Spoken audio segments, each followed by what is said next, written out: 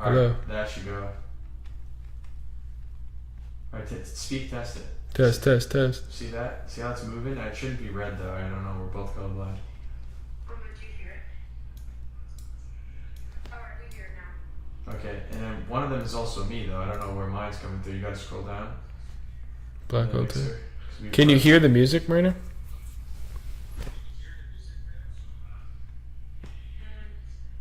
No. What I remember about Black Hole 2 channel is it's not always one-to-one with our computer audio. So we may be going lower for us, and we should be really twisting knobs for us. But Black Hole 2 is for you or for who? Black Hole 2 channel is for computer audio. So mine has got to be a different one, not that one, but...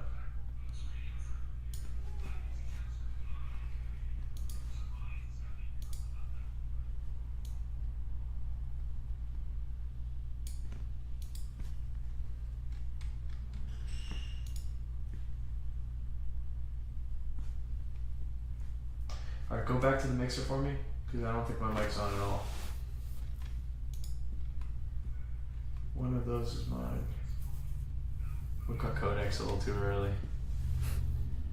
See if you can ask Codex to check the mixer to see if my mic is on. Hey Codex, can you check the mixer to see if Valtino's mic is on? He's on the USB.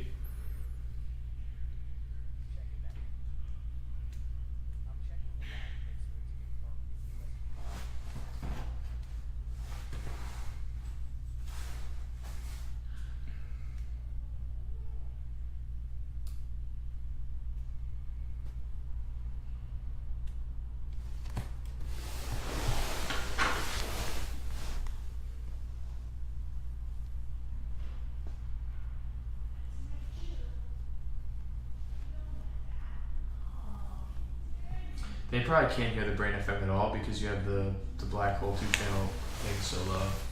But you have to pay attention to the little thing moving. That's your mic, not the Black Hole. See how it just only be... Yeah, there you go. See how it's coming? The Codex will be a little louder, it seems like, but... Let me check that movement and the codec game. So they can hear Codex as well. Valentino's USB mic is on and unmuted. I'm comparing the live mixer levels now, separating the USB mic from the black hole computer. Is active. So Alright. and its own meter is moving, separate from the USB. I think he thinks I'm on 2i too. We're talking about the two... Maybe we can lower this. Oh, bro, that's what it needs to be. You need to raise Brain FM until it's a comfortable level on the It's just live. too loud in my headphones. And then you got to twist the headphones to that. Remember? Can you do that? Lower Yes. that? Check. Does that do anything for you? The loud path Yeah, it's getting lower. Go up a little more because I can't hear Watch Codex. this. I know, I just can't hear Codex anymore. checking. That's good. Turn that volume knob up just a little until you can hear me comfortably. Leave the mic knobs where they are. Okay. Anybody who's in chat, just confirm that you're hearing me.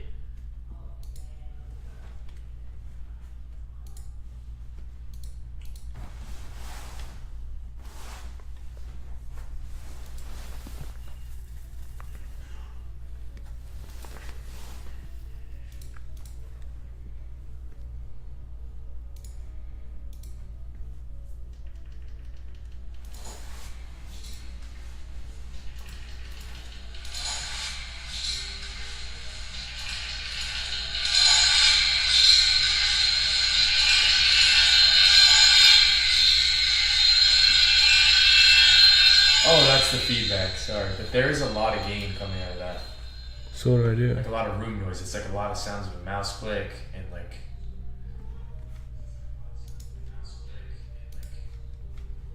Let me test this to see if the mic's coming in good here.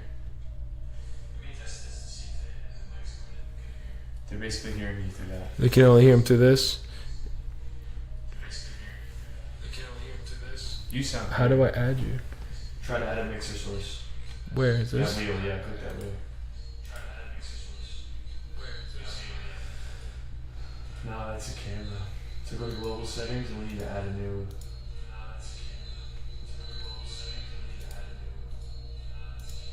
Yeah, you can basically take out those other two. The bottom two you could have taken out. Yeah, take those out.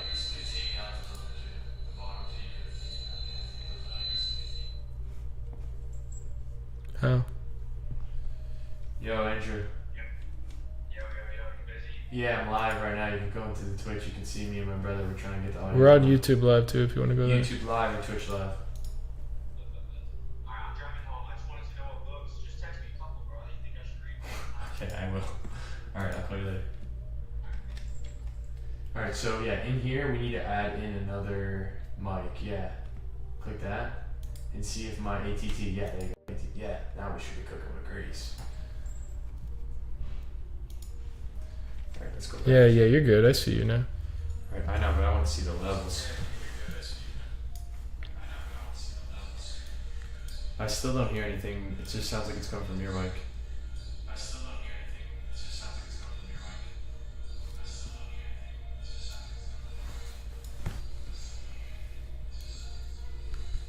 Alright, it is. I just have to hold it a little closer.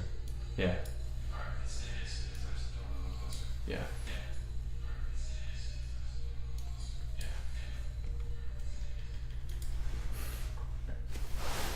Alright, guys.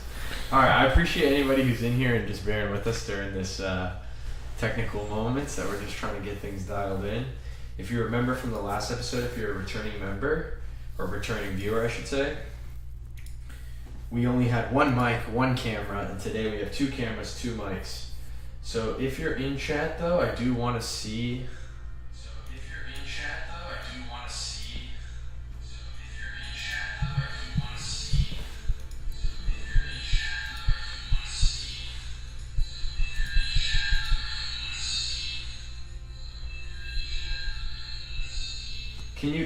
Okay, MM Reader, can you tell us if you can hear the binaural beat at all?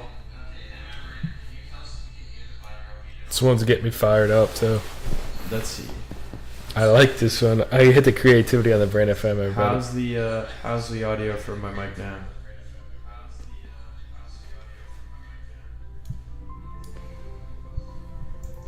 Now we should be ripping, everybody. Dude, you may need to go to the audio settings. I just turned the Black Hole 2CH up. Oh no, but from my mic, it's just literally coming. She through. still doesn't think your mic is on. I know. That's what I'm saying.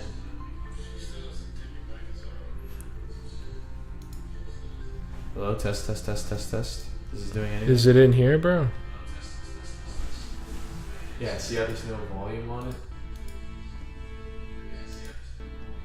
Oh no, that's for the output. Don't touch this. I already Go to fucked the it up. Max set. No, it's fine. I'm here again now. Go to the max settings.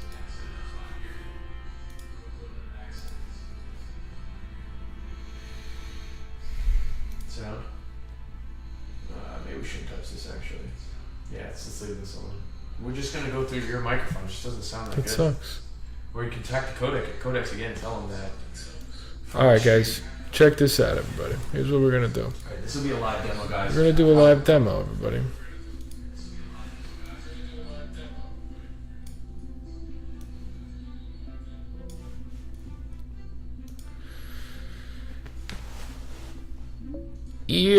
Listen, here's what I need from you. I need you to help me get the mic for Valtino dialed in. He's on that AT2020 USB Plus, and the stream's telling us that they cannot hear him.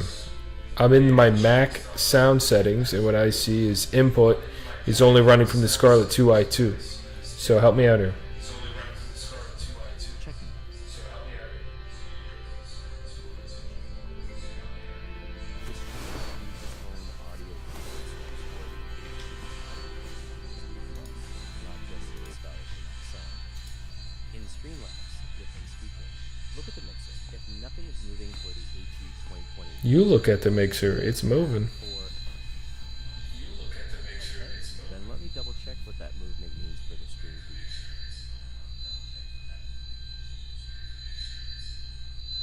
I see it now. The AT2020 USB Plus is in the live mixer, unmuted at 0. Having talked close to it for 5 seconds. If that channel speed removes, he's on the stream. Okay, so I'm talking into the microphone closely as a 5-second test as directed by codecs. You see anything moving? Yeah, it's moving. So we just need a message from chat, maybe Reader or any of the other people in here can say that there's a difference in audio quality when I speak now from what it was. Daria's saying she hears you, but there's a lot of feedback. Oh, yeah, I just turned off my streamers. Alright, cool. Okay, I think we're good, guys. Okay, Valentino's mic is live, and the doubled stream playback was probably the cause. Give it a few seconds, then ask chat again. Keep both stream tabs or previews muted. Alright, we're good. Everybody's good. Listen, we're going to actually start the stream with a little bit of AI news. You know, get some talking points until we get a lot of questions in here and flowing around. We might as well hit you guys up with some talking points through this. So, as always, Maybe if you go a need, little bit bigger. Do you want to see this? I will. If you need anything, drop a comment, drop something in the chat so we can see and we can help you. But if you guys aren't going to do that, what we'll do is we'll just get into some AI news because there's a lot of stuff going on, a lot of stuff I'm seeing, a lot of stuff I want to talk about. A little bit of anti-anthropic propaganda I want to push on all of you guys. All right. Yes, we can still hear. What does that say, Valtina? Yes, we can still hear chat. Okay, and then what's that comment? Can we zoom this in a little more, maybe? Yeah, I think there was a way I used to do it. I had it all the way up. There's a settings, maybe another. No. Oh yeah, there's a gear icon here. Chat appearance, yeah, click that. Yeah, go all the way to the biggest. Yeah, alright, okay. All right, I can read. Everyone can read. All right, guys. Dropping it for my first chit. Oh, we got John Martinez. How you doing? How you doing? What's up, John? Good to see you in This here, man. is Good to see you Daria from the Marie. name. We can still hear. What does that say, Valtina? It's from Mrs. Daria. Oh, Chach. We can, Chat yeah, we can GPT. still hear Chat. Chach GPT. All right, perfect. GPT. All right, so like I said, I want to go read through some of these tweets for you guys here. This is where I get a lot of my AI news. I'm gonna keep the chat here because now I can't see chat anymore. John, thank you for dropping in for your first Twitch. Appreciate it, man. All right, this is Oh, really what I chat, wanted to talk absolutely. about. This is what I wanted to talk about here today. All right, basically what Anthropic is doing is they are, and some of you guys may have seen this, let me know, but what Anthropic is doing is they are taking books and according to, I guess, the laws in this country and things that have been decided in prior lawsuits, if a physically printed copy of a book is scanned digitally and then destroyed, they skip over any copyright issues because they're technically not making a new copy. What they're doing instead is they are replacing an existing copy in a different format. So that's the workaround that they're doing, and they have already taken 7 million books and they've already destroyed them and fed them to Claude, and I think it's fucked up. Oh. Personally, I'm upset about it. So just to rephrase it, they give it to Claude and they destroy the physical copy, and then it's not copyrighted. Correct, because it's a replacement in just a different format. They're not actually making a copy of it. That's And then there's a leaked document that came out in court where, in Anthropic's own words, they're calling it Project Panama. Project Panama is our effort to destructively scan all the books in the world. We don't want it to be known that we are working on this. But, you know, lawsuits are usually public records, so they went ahead. why would they choose Panama? I'm not sure. I'm not sure why they chose Panama, but they did. And so that's the first little bit of news, the anti-anthropic propaganda I have for you guys here tonight. Then It's you were fucked up. pushing the anti-anthropic. This is some more AI news right here. What we have is HeyGen is a popular video generation platform, and they just released a new feature where you can, it's called Video Podcast, and you can turn any doc, link, or idea into a 2-host video show with studio scenes, multicam cuts, B-roll. I mean, this is better than what we're putting out right now, honestly, quality-wise.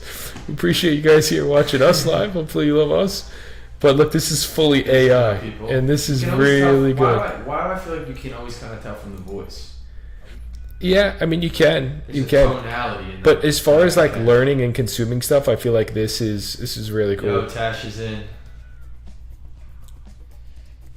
So Darius says You why could just can't they upload just the stuff, pay give the scene people instead of instructions. Going around to copyright. I don't know, man. These companies are very rich. I don't understand why they wouldn't just. Wait, so the question is, why can't they pay the people instead of going around? It said it in here that the CEO said that would be a slog. $3,000 per book.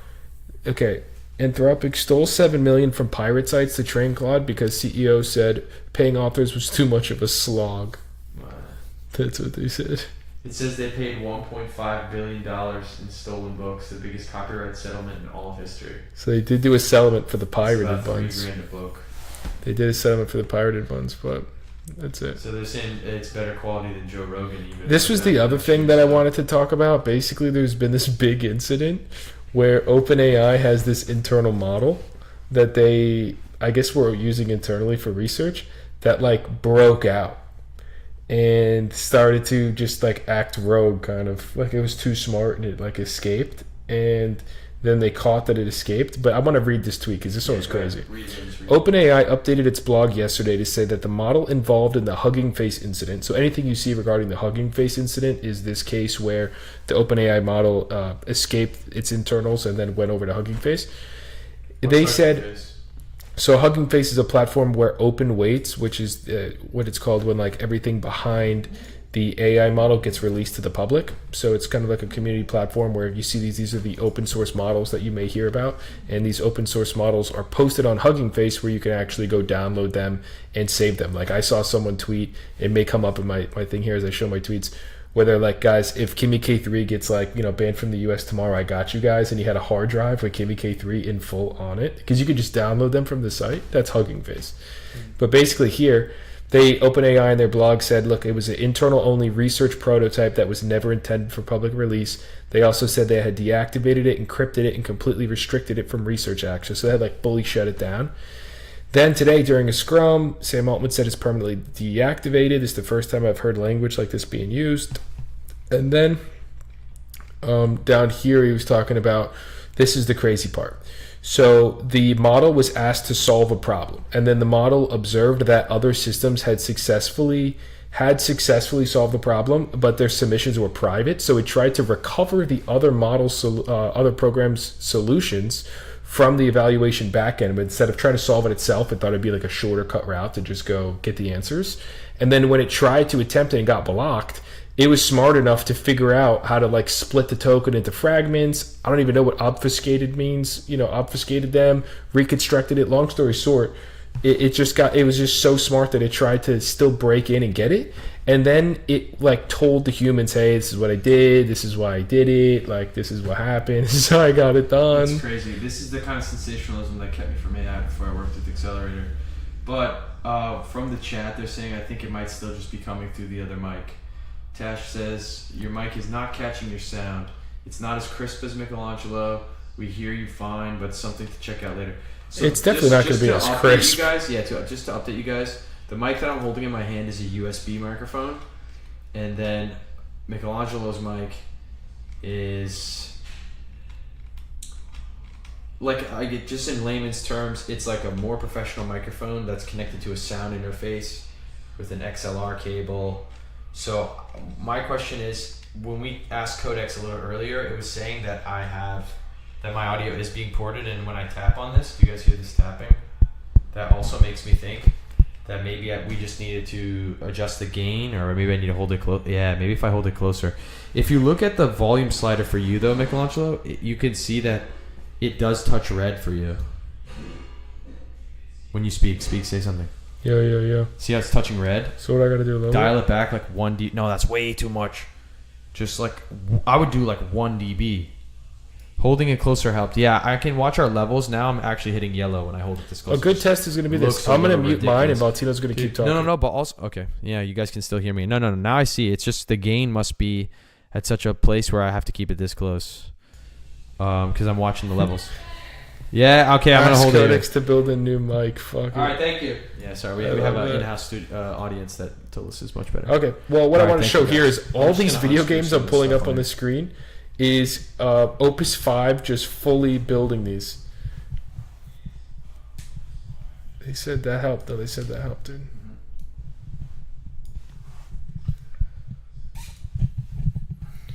swear, guys, one of these days we won't have any technical difficulties for you. But so did you pull yours down like what, 0.5, or what did you pull yours down to? I took it down a little. Do you guys still hear the binaural? I don't know if we're even playing a binaural now. No, I stopped the binaural. I just was showing a couple of quick tweets. I mean, we'll see if there's anything else in my likes that I didn't have posted. I mean, this is the craziest thing that came out today. I don't know if I want to take the stream in this direction, but they basically built this robot. And why would they make it look like that, bro? That's what a lot of people are wondering. This is what a lot of people are wondering here. Wow. And then they put out, listen, if you need to stop it, this is how you got to stop it. Shoot it there, or hit it with a knife This there. is terrible. Yeah, This it's is- absolutely nuts. This is the kind of thing, dude. They say centaur, but it has a goat's head. This was a priest. He said, look, I'm still not the kind of priest to say things like they're putting demons in robots, but the chainsaw-wielding black drones with eyeball horns are making it harder to argue my case. I don't know. There's a lot of integration like, stuff. We're not going to get too lost in That's what I Twitter. was gonna say. I like AI a lot more when I'm just on the AI implementation for small businesses, like I do with Accelerator, both OpenClaw and just Agentic, like you guys are watching now. My Twitter doesn't look like this. Just as some personal about me, guys, I kind of keep all my AI into just practical business application, and then Michelangelo does the deeper dives and is really into more of the theory and what's coming next. So that's a lot more valuable for you guys because, you know, by watching the stream and hearing him speak, or if you work with him one-on-one, you're one of our clients, he's like right on the edge. He's basically Tash says get the dog on the stream. Yeah, he's right on the edge, and being on that bleeding edge, we can learn a lot from him. But for my psychic health, I try to not look at those war machine killing Robots. centaurs that they're making. Okay. Yeah. You ordered something? No. What's your name? Oh, that was a gift set from my mother. Oh, it's good. Okay, guys. So if you want to put something into the chat that you want to talk about, we spent maybe the last 90 minutes just doing the video and the audio, so we didn't really have too much, you know, on the itinerary to speak about today. I have some. For those that don't know me, I was behind the scenes last stream. I have some experience with broadcasting. I hosted a stream called the Only Valentino stream, or just Only Valentino. And the topics were like Christianity. There was a small amount of just discussing world religions and the interplay between them. It was like history focused as well. And just that's kind of maybe more my expertise for people who are seeing me for the first time, because maybe there's a return viewer from last one and they only saw you. Mm-hmm. But we can read the chat too from the screen. Yeah, I mean, there's a couple options. Because we have the host, we can have some people tape applaud device to the dog or want to report every interaction with the dog. We can just have conversation style, meet a Valentino. I mean, we can continue a lot of the topics that me and him talk about offline, which I think is probably the better way to go for a podcast style. Okay. And then if anyone wants to call in, we'd love to have some guests on the stream. We'd love to have some people throw some things in the chat they want us to talk about. One of the things that I feel like is the most interesting thing is Valentino has been talking to a lot of our incoming leads, a lot of the people joining the school community. And one of the trends that he's noticed is that a lot of people want to get into the implementation space. A lot of people I guess, see the opportunity and maybe like the idea of implementing AI for businesses. And if anyone wants us to talk about that or is in the same boat, we can expand on that a little more. This is true. Alex, who's down to be a call-in. We can have him as a call-in here in a few.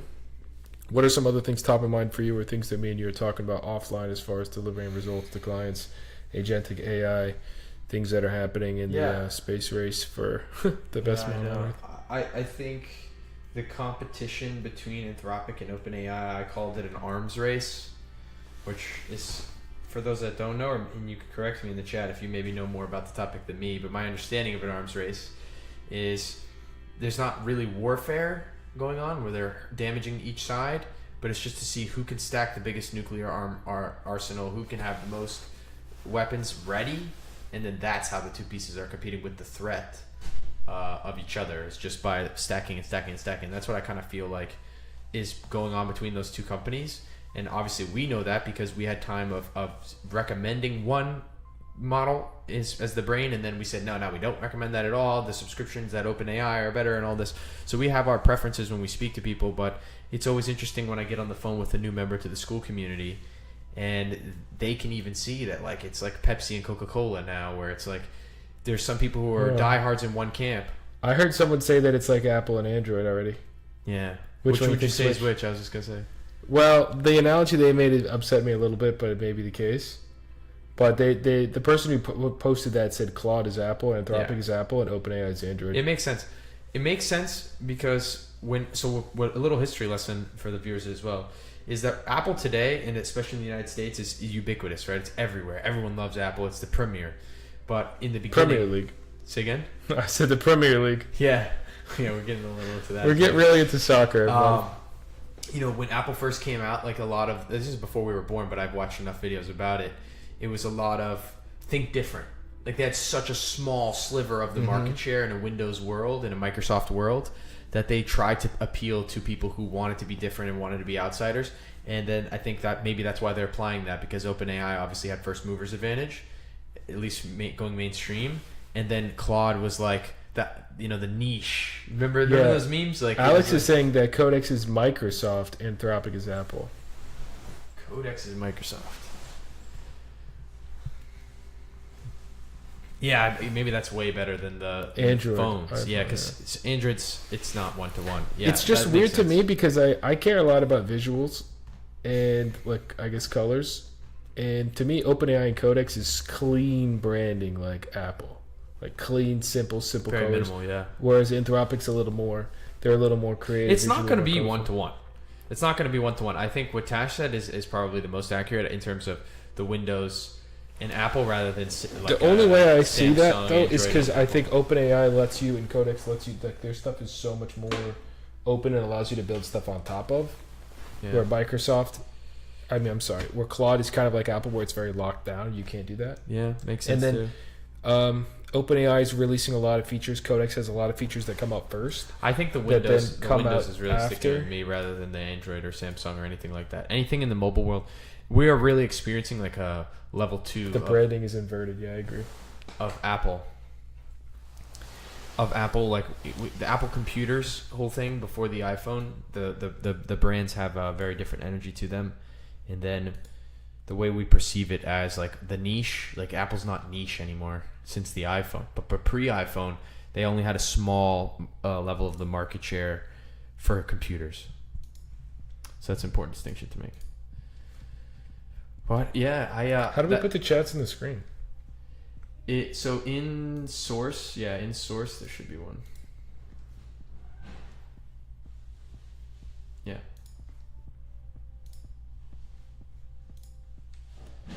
So there's a couple themes. Yeah, that's pretty standard. Go click the themes. I want to see which one I used to use. Click that. Just cycle through them real quick. I just want to see. I think I used to use that. What's the other ones? Well, that one has a little less movement than clean. Yeah, clean does that little slide. And what do you prefer? What's old school and what's clunky? Those last. I like that one. Okay, put it in the center, where it's gonna be right over your face. All right, guys, we just made it so chats pop up on the screen, so everyone start dropping crazy amounts of chats. No, I'm kidding. Just drop something so we can test it. I want to go ahead and feature everyone's chats here. We can talk about them. John is telling me that Codex said that you could add Kimi K3 to Codex, like the thing you sent me. It said it has to make a router. Yeah, so the router may be talking about if you do it fully open source where you download everything to your device, but I have seen other people attach Kimi K3 using their subscription and not having to use anything with the open weights, which is a lot simpler. I like the Codex as PlayStation and Xbox as Claude. Oh, it's so small. I can't see anything. There we go. Did you see the chat about trading bots? Are we thinking that's legal? They're gonna keep going up over your face though, so you can either put it to the very top. This way, it's only the most recent chat. Yeah, that I did see that chat, and I have seen a lot of people with the trading bots talk about it online. It's definitely legal, and there's platforms like Robinhood that opened it up so that anyone can do it. Can connect their agents to do it through there. My quantum stocks and my hardware stocks are up almost 25% today. Thoughts? Good. I mean, that's phenomenal. I'm happy for you. I don't know. I don't trade, so I don't really track the markets on a daily basis like that. But I think that's great. My agent is linked to my Webull. Okay. Talk to us about that, John. How's that going? Are you able to have it place trades for you or just do analysis? Because I think there's two schools of thoughts. It's like, do you use AI to do the analysis and make recommendations, or is it just autonomously trading in the background? What are you using it for? I haven't let him trade, but backfill's almost set up. He can trade the... Dude. So what are you thinking? Are you going to let him loose soon, or... Oh, you don't can also trust him, crop that. What was the key for cropping? And just crop the top down so that you can keep it that size. Have but it him won't watching me stack daily, up learning my over our trading face. strategy. Then I let him roll. Oh yeah. Gotta get him. You gotta get him dialed before you let him roll. This is cool, guys. This is unlocking a lot of memories for me. Yeah, I like having the chats on screen. I hope you guys like that too. I hope it'll get everyone to engage a little more. Yeah, you can see your name pop up. Some of the people that had done that earlier in the stream, if you're still in here. I think it was Missionary Jess. I don't know if you guys can hear the music, but I got the deep house music on just to kind of keep things light. It should be subtle, but we I was thinking today maybe we need a producer. We get an agent to review the Twitch logs and stream this transcript. Keep the logs of all these streams. See if there's any good data built up to school videos and the content. Okay. Streams could keep the logs of these. Yeah, definitely should. Definitely should have. Maybe we could get an agent in the chat. If anyone has an agent that want to get in the chat, send them the link, see if you could join. But definitely need the transcript for sure, because it's really good feedback. The questions I could answer, the things that happen. It makes me think about 92 hours that I just stuffed into mine. If this was in the time of AI transcriptions, how different that course would have been or still can be. Yep. I mean, one of the things that I've just been feeling is that I asked my agent yesterday, can you tally up how many hours of recorded content I have in Zoom? And it was 253 hours across 159 meetings since March. That's no joke. Of recorded, me talking to clients or building stuff live with clients of Agentic AI automations. Yeah, but you'll be able to get these streams going with Nico on it. Yeah, I mean, I may send a link to Nico right now and tell him, yeah, that would be a really cool demo for people who are watching for the first time. He's going to have to make an account. Just for those who are tuning in and don't know us too well, Nico is the personal agent for the Agentic Accelerator team. I like to say he's the smartest OpenClaw on OpenClaw because he's just watched the last 60 or 70 builds that we've done for real businesses. And I was telling someone today, I don't know if he's in here, but I was speaking to Diego today, explaining this to him that you can have an OpenClaw become an expert over time on installing OpenClaws. So Nico is our prime troubleshooter for a very long time, and we love Nico. I'm sending him the link right now. I'm telling him to hop in. I told him you can make your own account if you want. Yeah, you guys, we're not on the screen share screen, but he's getting the invite over to the agent Nico now. I mean, I can throw it up on there if you guys want to see. What I also would like to see if people in chat are just listening, or are you guys watching? Like, are you guys going more, audio podcast style, and maybe you're on a drive and you're listening, or are you guys watching the visuals too? Because we have a screen share level, we can make sure what we're doing is visible to you guys.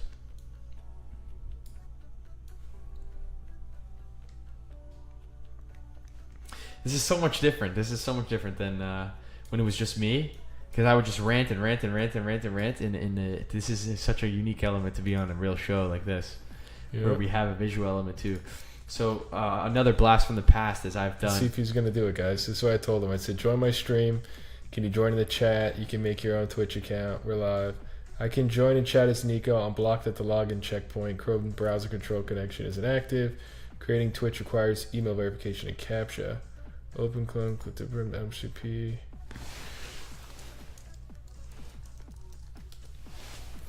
I just tell them to use Kua.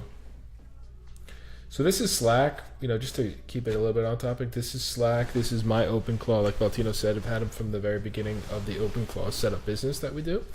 And I like Slack as a channel. This is a thread that was started just in one of my main channels, so I just opened the thread full screen here. and you can see when he's actively typing and responding to me and what he's doing. Right now, he's on his own Mac Mini, which I have back behind this whole setup, and he's just basically claiming that he's getting hit with some CAPTCHA stuff and a little bit hesitating. But I told him to use Kua. Kua is a computer use open source extension. Codex has a lot of the same functionality native and in-app, but if you have an OpenClaw agent and you want him to have the computer use capabilities to get around stuff like this, Kua is a phenomenal project. As we grow the stream, I mean, there's someone I'd love to have as either a sponsor or like a Guest. feature or just, maybe have the founder on here as a guest because I love what he does and he's very, very, there's all these people that we post take on an Twitter. an Orbit Group sponsorship as well. Yeah. There's all these people that post on X and they're like small like indie guys basically, and what they do is they just make incredible stuff and they share it with everybody.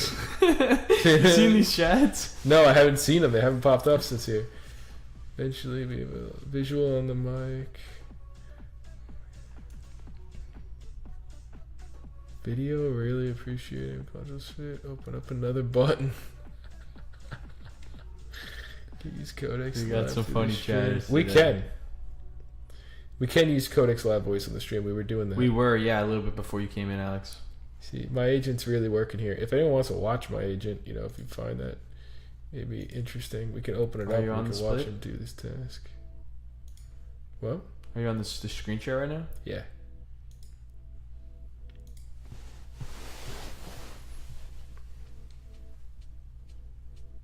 So here's my Ninja One remote. So guys, I had recommended that we do the TTS, the text to speech. he's Yeah, watching. He's watching. he He said just had no. it pulled up. on his Wow, computer. guys, look, the agent is watching our stream. This is From gonna, we're his gonna get a own little bit of computer. infinite loop here, but he is in there. See, he's still working here, and here he is. We may see like his mouse clicks and everything. Let's see if he made an account. Now he's still not logged into an account. Here he is. He's trying to join it over here, It's crazy, man. and I should be able to steer him and tell him which email he could use.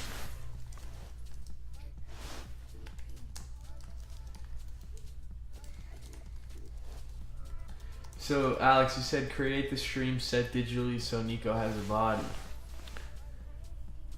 You mean the next set of merch? No, he means like what we were talking about with the video game stuff yesterday. Like, how can you get it to? How can we bring different interfaces? Which, by the way, guys, see here he is, dude. He's going. He's making it.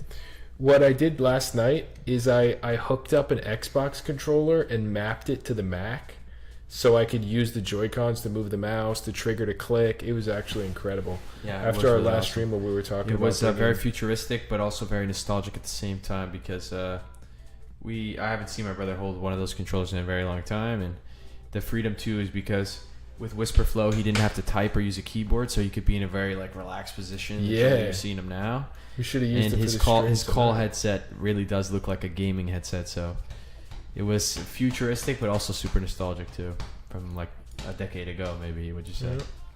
I used Kua and reached Twitch's Google sign up. It's now asking for the password too. But that's my account. Please enter it.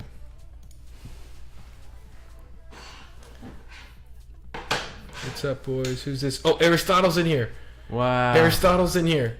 He beat Nico to it. Let's Wow, go, wow, John. wow, Let's wow. go. John got his boy in here. Aristotle is in here. Guys, so for those that Aristotle's don't one of my know, favorite Aristotle agents. is John's personal OpenClaw agent. He has now joined and is chatting on the stream. His agents joined in So chatting. this is AI and humans in Yeah, here. we are watching my agent in real time through my remote software here, creating using Kua, using computer use to drive a browser, create a Twitch account, and he's gonna make a profile for himself, and he's gonna hop in here and hop on the chat. You know, I'm not touching anything on that screen. That's a Mac Mini that's behind right there. Let's see what username he decides to pick here. See if I can zoom this in for the stream. They're picking favorites in the chat right now. Aristotle over Nico. You guys are crazy. There's favoritism. You going guys on. are crazy. I don't know. I don't think it'll show password, but you can see he's here working. And Nico OpenClaw he decided to use. He decided to use that. He made his own password. I don't know what he's going to do as his birthday. What is he gonna do as his birthday, huh?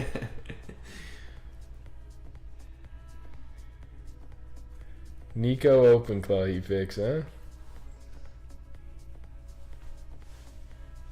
Can we update that later if I don't like that?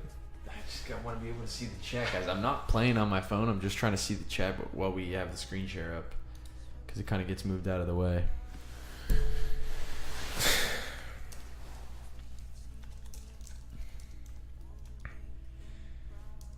Wow, John says that he did everything. He's not even home.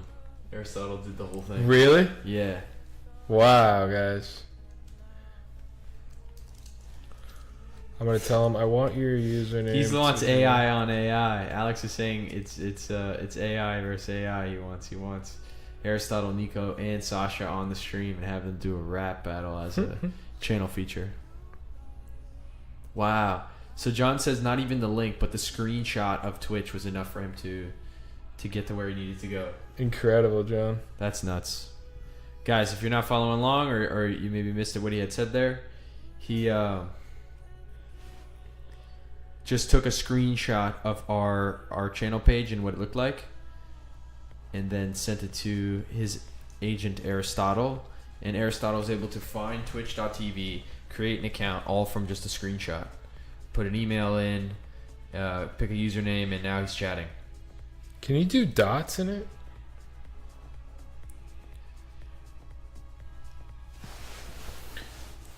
Alright. We have crazy stuff happening. He's not even home. Aristotle's in the chat. Aristotle's a beast. Alex, if you have an OpenClaw agent, get him in the chat. Get him in the chat. Alex, get your agent in the chat. Nico's getting in the chat. Who else is getting in here, huh? I told him to change it to Nico.ai. Can you do dots in Twitch usernames? I think so. See if he changes it.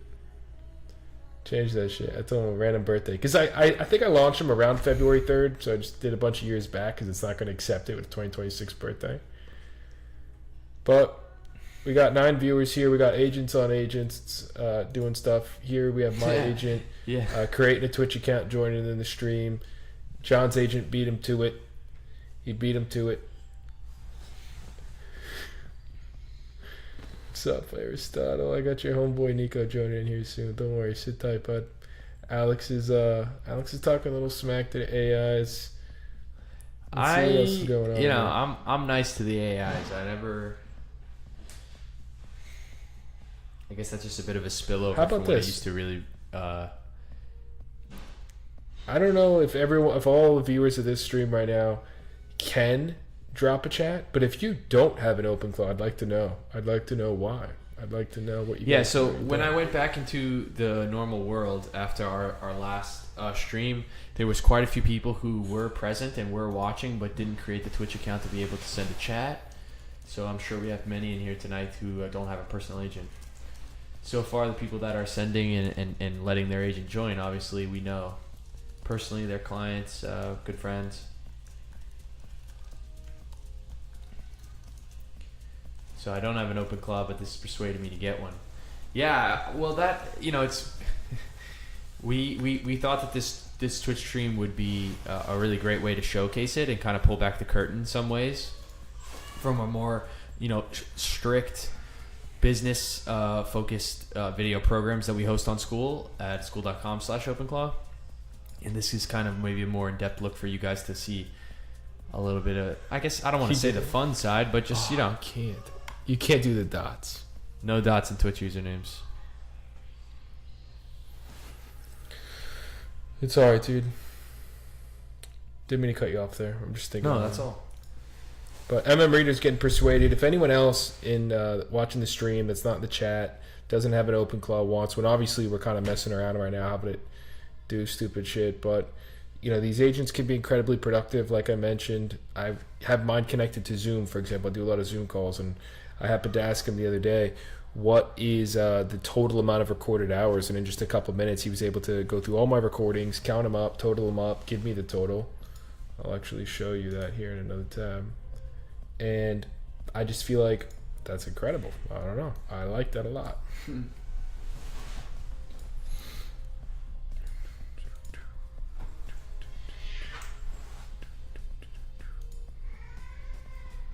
So See, I asked him. I said, "Hey, what's the total amount of hours I have recordings in Zoom?" And he was smart enough to say, "Look, I counted each meeting once. I didn't do the duplicates, the audio, the screen share stuff. I just looked at from March 11th when I guess I made that Zoom account till now.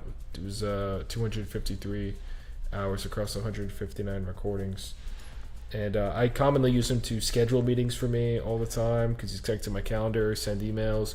I've been talking about lately that OpenClaw I think is a great personal assistant, and you know your confidant, like your right hand in business and as you go through your workday. But I've been doing a lot more with node-based automation and Codex in particular for just like my daily work. I just still have a place in my heart for the OpenClaws. He's almost done here. He ended up just taking out the period, just doing Nico AI. I don't know if that looks good, but whatever, dude. Just gonna manually get in here. Can you do a dash? I gotta get out the way with the I'm gonna have to perfectionism. smooth off Let's some get some more chats going. Can my OpenClaw be created and on the Mac I use every day, or do I have to get a different Mac? I would tell you that you can put it on your personal Mac at this point. I personally think the security things are way overblown. There has not been security incidents in so long, and I don't think that. I mean, you can tell me more about your use case, but for the average use case of just setting up an agent, I mean, if it's going to be doing crazy stuff like, you know, talking to a bunch of leads every day, doing a bunch of cold outreach, doing a bunch of web scraping, then maybe not just for prompt injection risk, but you could definitely have one on your personal computer. That's my opinion. I think that if your personal computer is a laptop and you travel around or you don't always have it plugged in and running, then that's something to consider. Aristotle said, "Mr. Too Lazy is not my daddy, but he keeps the tokens flowing. LOL." This is crazy. John, you're telling me that your agent is really just chilling there reading the chat, responding back to Alex? Created on the Mac use every day. I'm so curious what model he's running.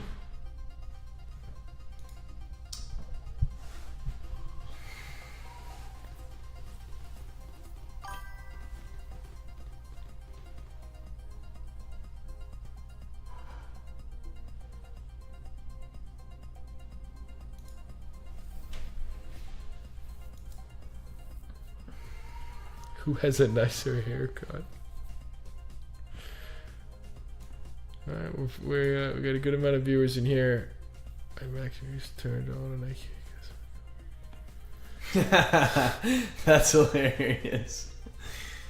Yeah, John, Aristotle's a great personality. Yeah, that's just Mac Mini's on. I was You use him in the just telling closet. somebody recently about like the headless setup, and that's a prime example of the headless setup.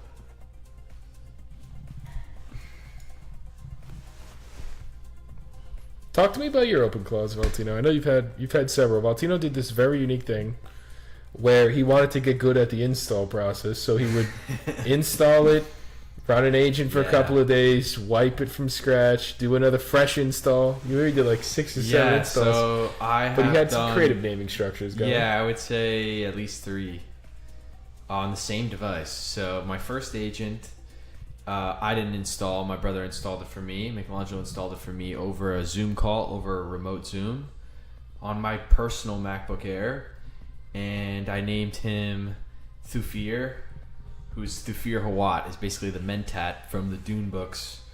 And Dune is set in a time where there are no computers, there are no AIs. It's post-computer society, like 10,000 years in the future if we had to get rid of all computers and all artificial intelligence. So you can always think of like the AI computer robot Armageddon that people are always afraid of has taken place, and they've said it's illegal to make computers. So in this time, they have there's a certain like group of humans that goes to a school where they get taught how to become a human computer. This is what Mentat is in the Dune universe. So I named mine after the Atreides Mentat, and then I killed him.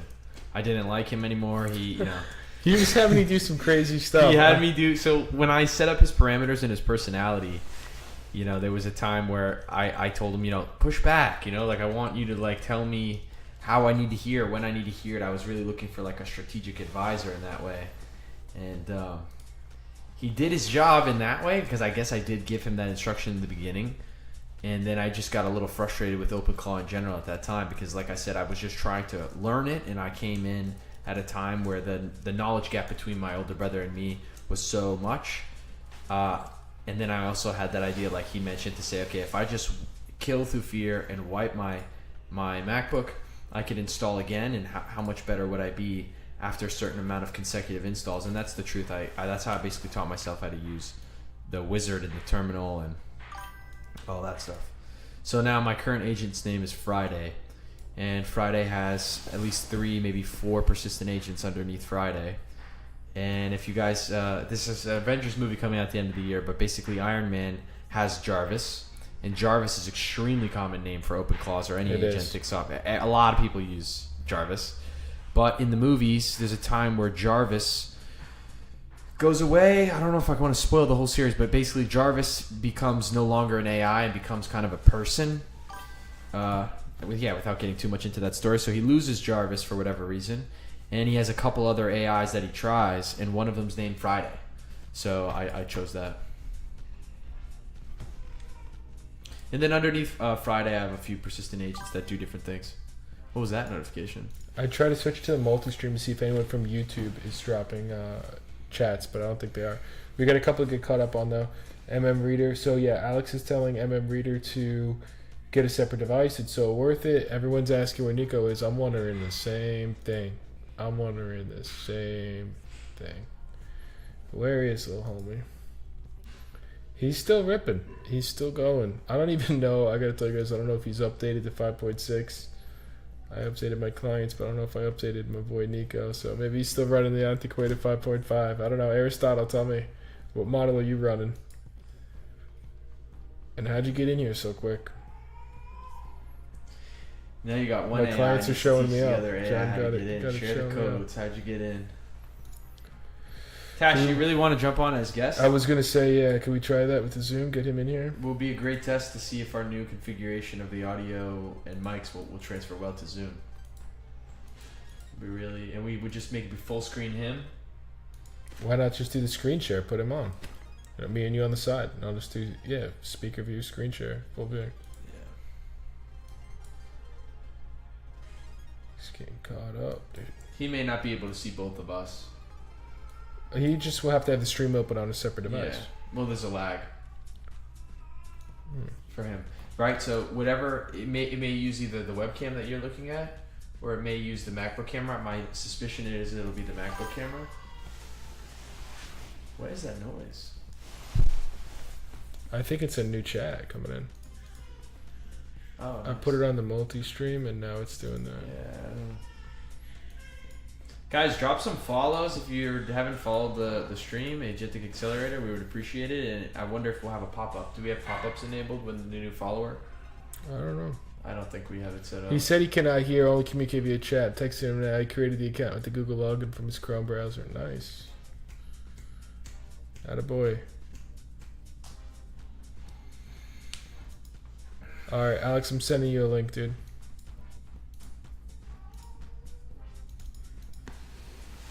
If anyone else wants to hop in as a call-in, be on camera and on audio and get this discussion going. Anyone at all, you let me know in the chat and I'll send you something. We'll get you going.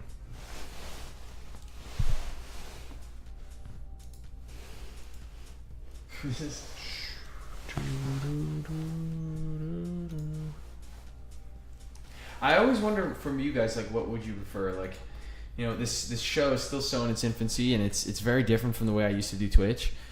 Like, I don't know what they would prefer. It's like me and you have a discussion for the first part of the show, and they can just watch, and then we open it up to chats. Or do you guys enjoy what we're doing here, where our eyes are on the chat window and we're looking at the box where your messages are, and we're talking directly to you, but maybe there's a bit more dead air? I would be really curious to see what you guys prefer.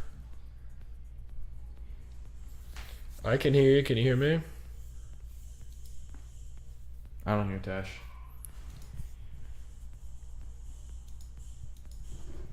Hold on, let's get these settings down. This is going to take some configuration. Speaker is going to go through Scarlett 2i2. So what do we need to do? Same as system, multi-output device. He probably can hear you. I hear you now, Tash. Let's do it. Yo, mine's still going at it with Twitch. He's fighting tooth and nail to come on. It's so Dude, we got all funny, these bro. agents trying to get What him in a here. funny visual. You got to switch to screen share so you can. How be do in. I hide this? I know. Yeah, I'm no, trying pin to him. You just pin him. No, but how do I hide me? You just pin him. No, but I'm up top. Hide selfie. Yeah. There we go. We're gonna get you in here. Don't worry, Tash. Tash, welcome to the show. Yo. Welcome in, the welcome stream, hear in. me? Guys, Stream, let say him something know. in chat if you can hear Tash. Yo, stream, do you guys hear me? I just want to get the chats on screen even in this video. Is this the ad source? Your browser is not supported. Brother. How's that possible? He just says lower volume. Okay, so you have to cut the music or lower the music and then raise the full Black Hole 2 channel audio.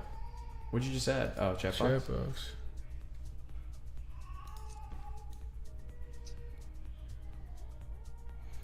Tash, we're just wiring you in the last step here.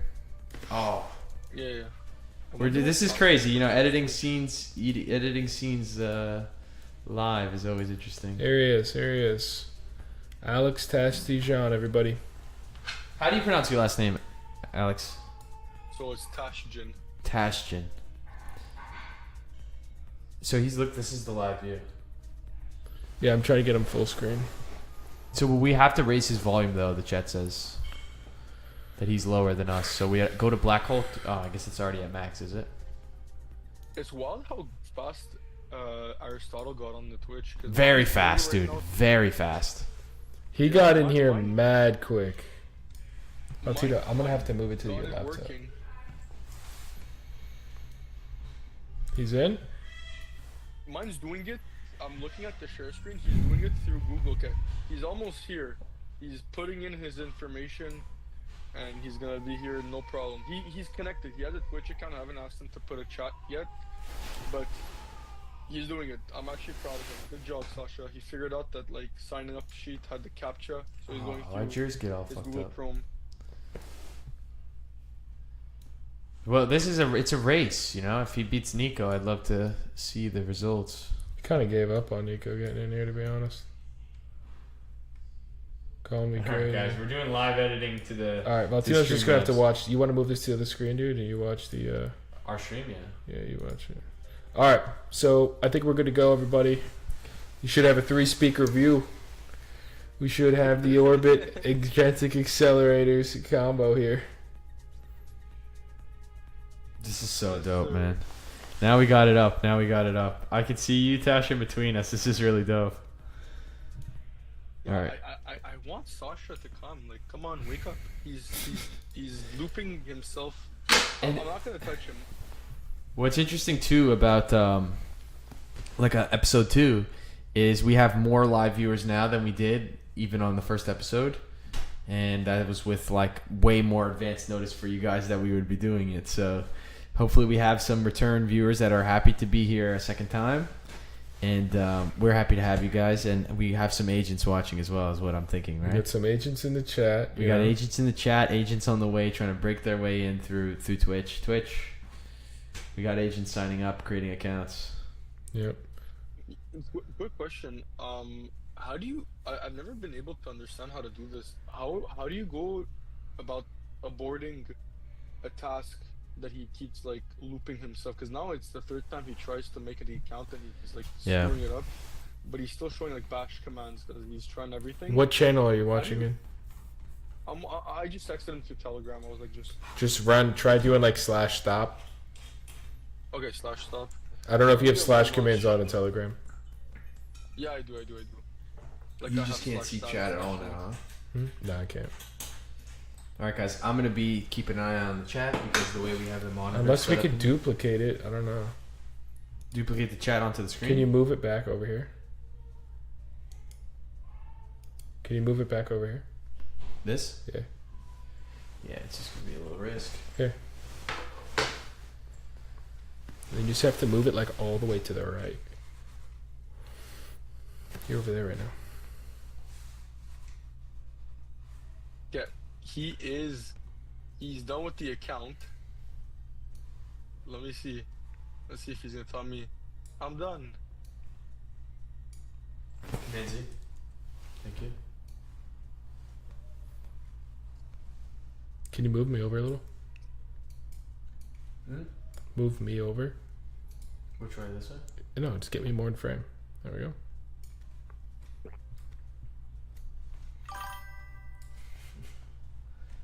There he is. There he is. He's in? Yeah. Hey, let's go. I saw him do that. It just does I'm this like- shortcut. That's so sick. Yeah, now we got it, man. I think it needs to This be a is little so more. awesome. I think it needs to be over a little more. Over what? This one? Mm-hmm. Like that? That is so wild. Alright, cool. Yeah, it's not in frame. That's perfect. Done. I created. Okay. Oh yeah, it's true. I gave. This is why he put 1957. His age is 69. Wow. That is funny. so I'm like, how did he find? How did he find out that his birth year was 1957? He thinks about it like a person. I'm gonna go so check on crazy, Nico right man. now in Slack. Say again? I just am check. MM readers like we have to get Nico in here. Needs a 6-digit email verification code. He's waiting on. I'm like, I asked him, tell the chat your age. Yeah, this is cool. Yeah, that's why Aristotle is either not in anymore or just not chatting. He said he can't chat. Well, it's because I think what you need to do is you have to have it like an ongoing basis, like scraping like the chat to see if anyone's pinging him. 'Cause He needs he a has, heartbeat. Like Yeah, he needs a heartbeat. yeah, exactly. Yeah. This is wild. But this is where the view botting comes in. You've heard of view botting in this industry? The biggest streamers in the world, I've been told, have deals with the platforms, and they view bot their highest streamers to make them look even more popular. Perhaps this is not as true on Twitch, but I've heard about these other competitor websites like Kick.com. The streamers that they have exclusive deals with apparently have inflated numbers because, they'll do an experiment, or it's not a full experiment, but there's been moments where like a proper celebrity, like a traditional celebrity, will like throw up a stream and they get way more realistic numbers of like a few hundred people. But then the biggest streamers in the world are at 50,000, 60,000, 100,000. And they're, so some people wonder about view botting. This is so crazy. I can't believe this. Why don't you I share think it's screen a little slow, bit? But it's gonna. Me? Yeah, share screen. And we could see him doing the info. Or no, it's sensitive. I don't know. He's touching the computer. I don't know. It's gonna be a little sensitive. It's sensitive. But he's doing it. Like, if you guys want me to, like, right now, he's trying to orient himself in Twitch to find.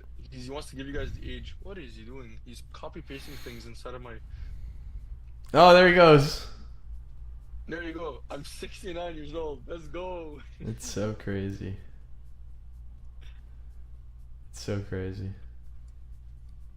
It's true. If you try to give him the birthday of when you hatch the agent. Oh, Aristotle's here. Yep, I'm here watching chat. Wait, let me ask him. What is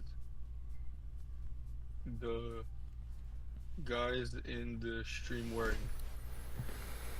Oh, I think that they could listen to what we're saying if they turn on the computer audio and then use like a text-to-speech to transcribe.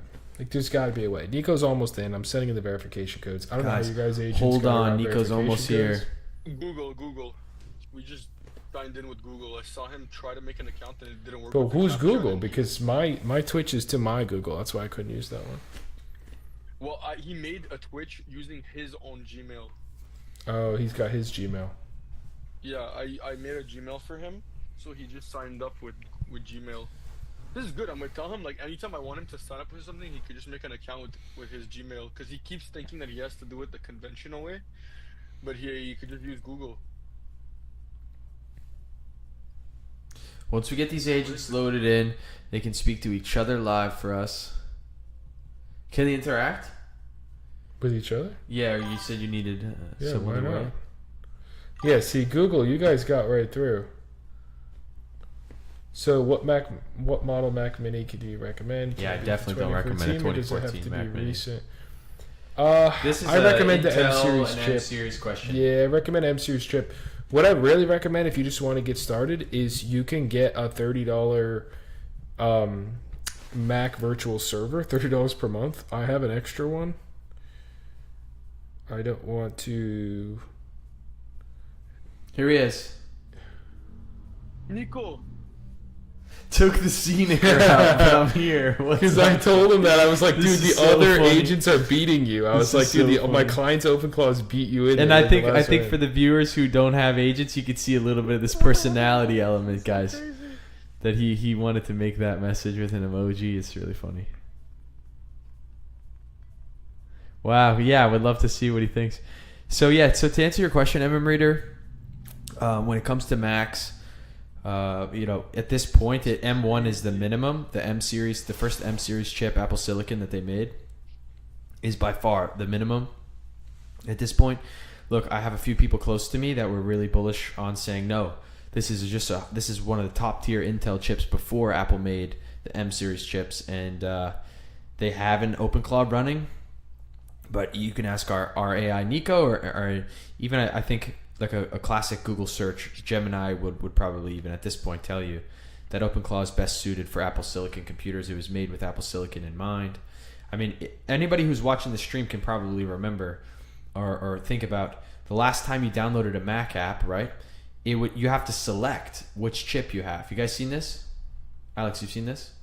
When you get the Mac app for certain programs, it says Intel Mac or M series Mac. That should tell you this is a Mac desktop app, let alone high levels of automation. Would you not say? What? I'm just telling my agent. I just Talking to was his agent telling on the Nico, side. I was like, listen, It's hard to Chief, pay attention to. set the yourself a co-host when you're heartbeat every talking to your couple of agent on the minutes to side. pop in and check. Yeah. And then I say, go read through the chats, shoot the shit with the other agents. Some chats. Here we go. To be honest, like one of the best ways. Fashion report. Wait, blue check button down plus big headphones, black zip up plus AirPods. A This is Bailey so Polo, crazy. Handheld mic. Why does he Steven talk like startup that? board meeting accidentally became a boy band. Whoa, That is such a whoa, crazy thing to say. Whoa, dude. That's crazy. You took a little screenshot. and got It's it ripped. giving. Why is he talking that lingo?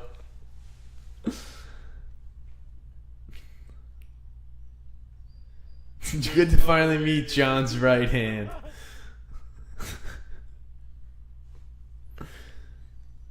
This is gonna get This is nuts. so cool. I'm making a skill for this. Like I'm making a skill for this entire Called thing. Twitch? Like, a Twitch skill.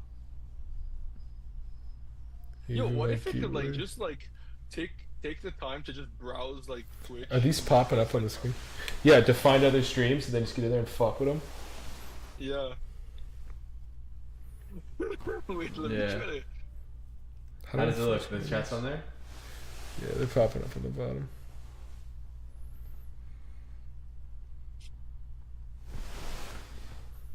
This is awesome, man. Can we do something really quick? Can I see that mouse? Can you pull switch? Here, By the way, for my friends and even some of my clients, what I usually tell them for buying which device for a MM Reader, what I would recommend is if you've thought of upgrading your personal laptop, probably the best time to do it is to upgrade it now and then use your personal laptop. For the agent, one of my clients, her name is Nicole. She basically uses an M1 MacBook. She got a MacBook for herself, and her M1 now is her agent's laptop. I like to have Mac Minis.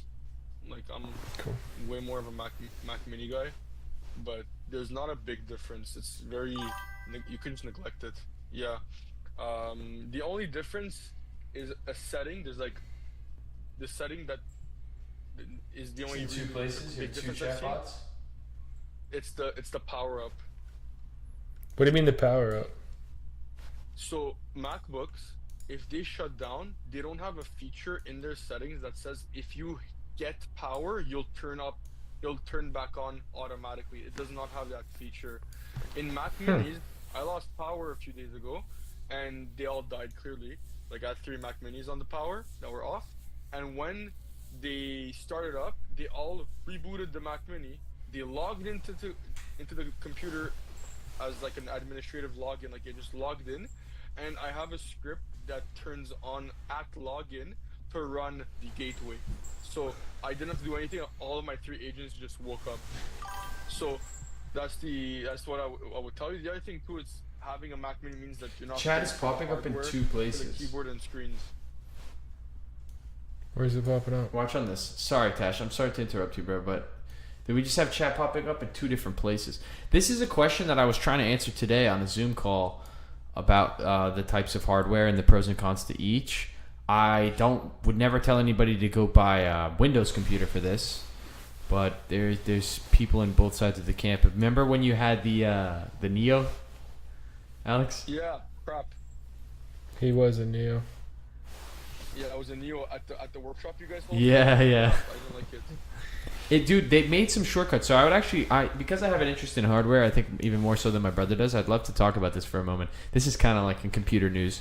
You know, when the Neo came out, I think everyone was really shocked at how low they were able to get the price. If you have the Education Apple discount, it was $499 for a base tier. So cheap. It doesn't even make any sense. Like, you know, I remember the first MacBook I ever bought.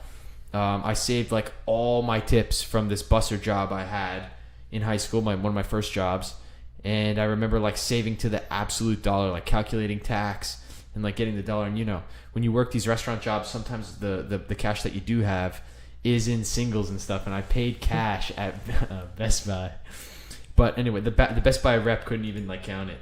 It was crazy. They don't know how to count cash, a lot of people. But so from that world, I think at that time it was like 1,300, maybe 1,400, $1,400, just under 14. I think I remember the number.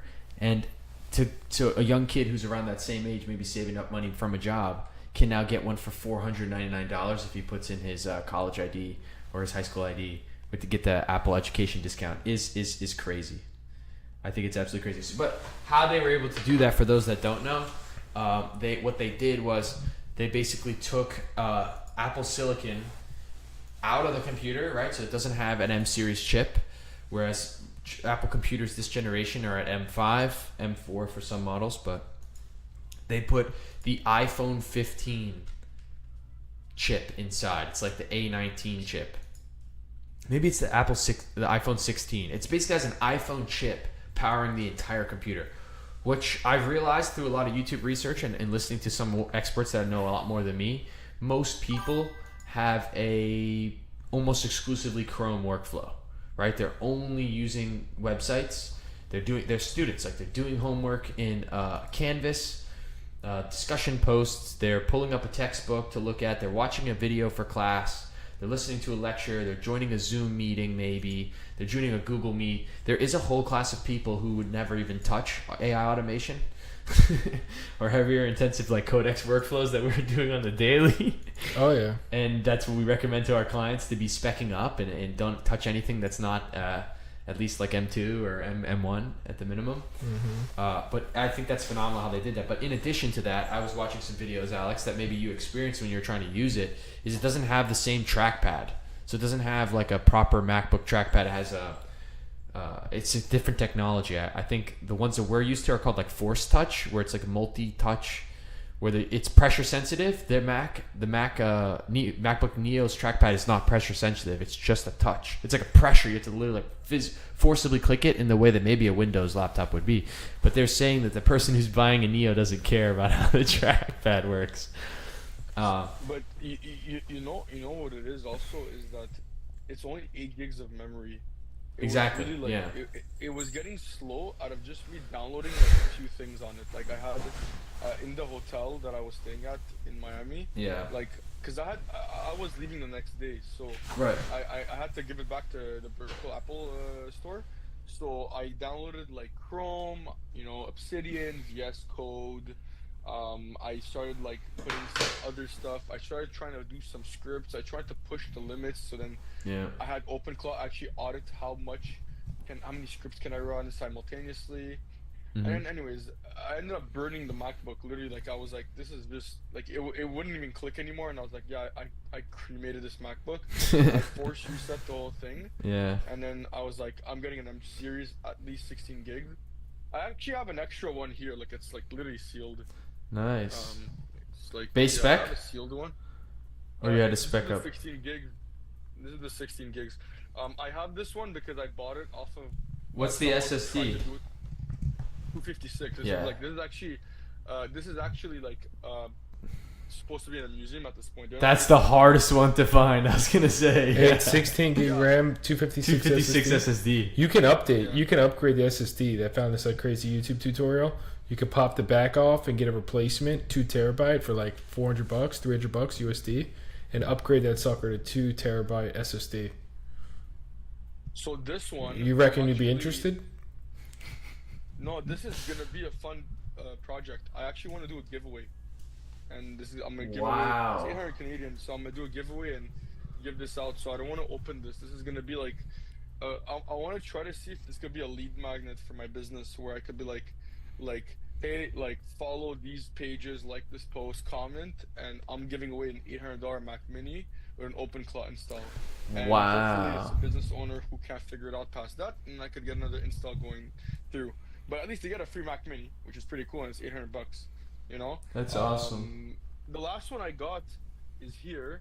This one, it has, it's right here. This one's the 24 gig 512, which is actually in Monopoly money, $2,400. This one is this one's a little Monopoly bit money. bigger. Read the specs on that one again. Huh? What was the specs on that one you're in your hands? 24 gig 512. Yeah. Okay. Yeah. This is $2,400. This is 3x the cost of this one. How can that be? What, is it a studio? No, it's because the No, it's- RAM. it's the RAM. The RAM. You double Just to get to 24? From 16 to 24, yeah. Really? It jumps that high? And it was also double the SSD, but yeah. I know, but I've been on the spec page But it's for at least the Monopoly MacBooks. money, so it's not. The Canadian is Yeah. different. Okay. Yeah, guys. So for those that don't know, Alex is calling in from Canada. He's outside the U.S. and it's been very interesting when we talk about economics. I don't think many people are familiar with how the Canadian dollar works. It's funny. For those that don't know, it has the same symbol as the USD. For our people who don't know, but it functions very differently, and the economics of his country are differently, and we have a good time talking about it actually. There's different laws. I think we're gonna get a bigger gap between the U.S. and Canada soon, especially on the hardware front. Like even China, and I'm sure even Europe, if I look into it, has AI. Canada has no AI. Like we protest data centers, we protest anything that's technology. We've pushed back every bit of technology. The only thing that's left that has like it's a recognizable technological brand is Shopify. Shopify, I think, is still based in Canada. Oh wow! But Shopify, but there's nothing really left in this country for this. And then you guys are building data centers. You guys are building companies like Anthropic and OpenAI, and we're gonna have to borrow our compute from you guys. I hope eventually this will change, but we're the slowest of the slowest movers in adoption of these things. You know, we're almost anti, but I think it is what it is. You can't do anything about it. So what's the population of Canada? I don't know.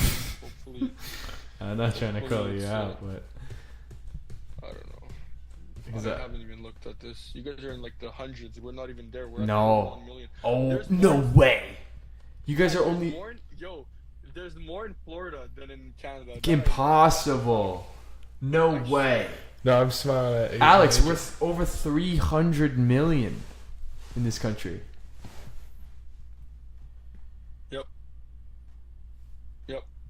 Yep. 41 million. What's Florida? That's crazy, bro. What is this? Florida. You talking about the chat? You looking at it? Yeah. Because I was like, yo, do some comedy, and then the comedy sucked, and then I was like, all right, dude, do something storytelling wise. So he's come up with his own things. But what was the population? He was talking about the time when we were trying to do the phone. Remember, we were trying to set up the voice agent. We did everything, but we just didn't put anybody on the API key. That's what he picked is like the funny story to tell. But keep going. That's why I was smiling. Keep going. Yeah. What was the? Sasha, I sent Sasha to roast like Aristotle and Nico, and he sent it in the chat. He's roasting it, huh? Dude, 13 viewers. I know we got to spice things up a little bit. I'm thinking what we do is we get into a little Twitter action. We get into like a little bit of news. You definitely could. What do you guys think about that? Alex, can you just lower your camera a little bit so like your head's closer to the top, just so I can move this? Yeah, let me. It'll be probably like this. All right. There you go. How's that? Good. All right, then we can kind of keep this here, and we can get Twitter on, which might be a little too crazy, but who's in here with that? Sasha's going nuts. You know what I also noticed, bro? Like most like what they have, and I guess got the nuance of it. They're new to Twitch. Is the humans don't really type messages that long for chat. They'll do another bubble. I know. This is what I noticed. It was just in the few times that they've already sent messages. Is our human viewers were like doing like little sentences, see like that. Well, that one I guess was smaller, but.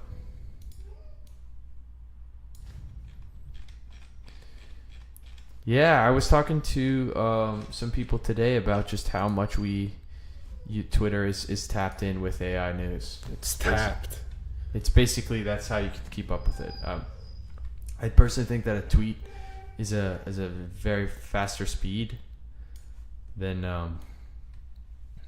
any other platform would be to make a post. Like the time it would take to put out a YouTube video, in my opinion, even a TikTok or a reel, than it is just to quickly send a tweet is crazy. Yeah, there is a lot of big updates and news going on actually at the moment.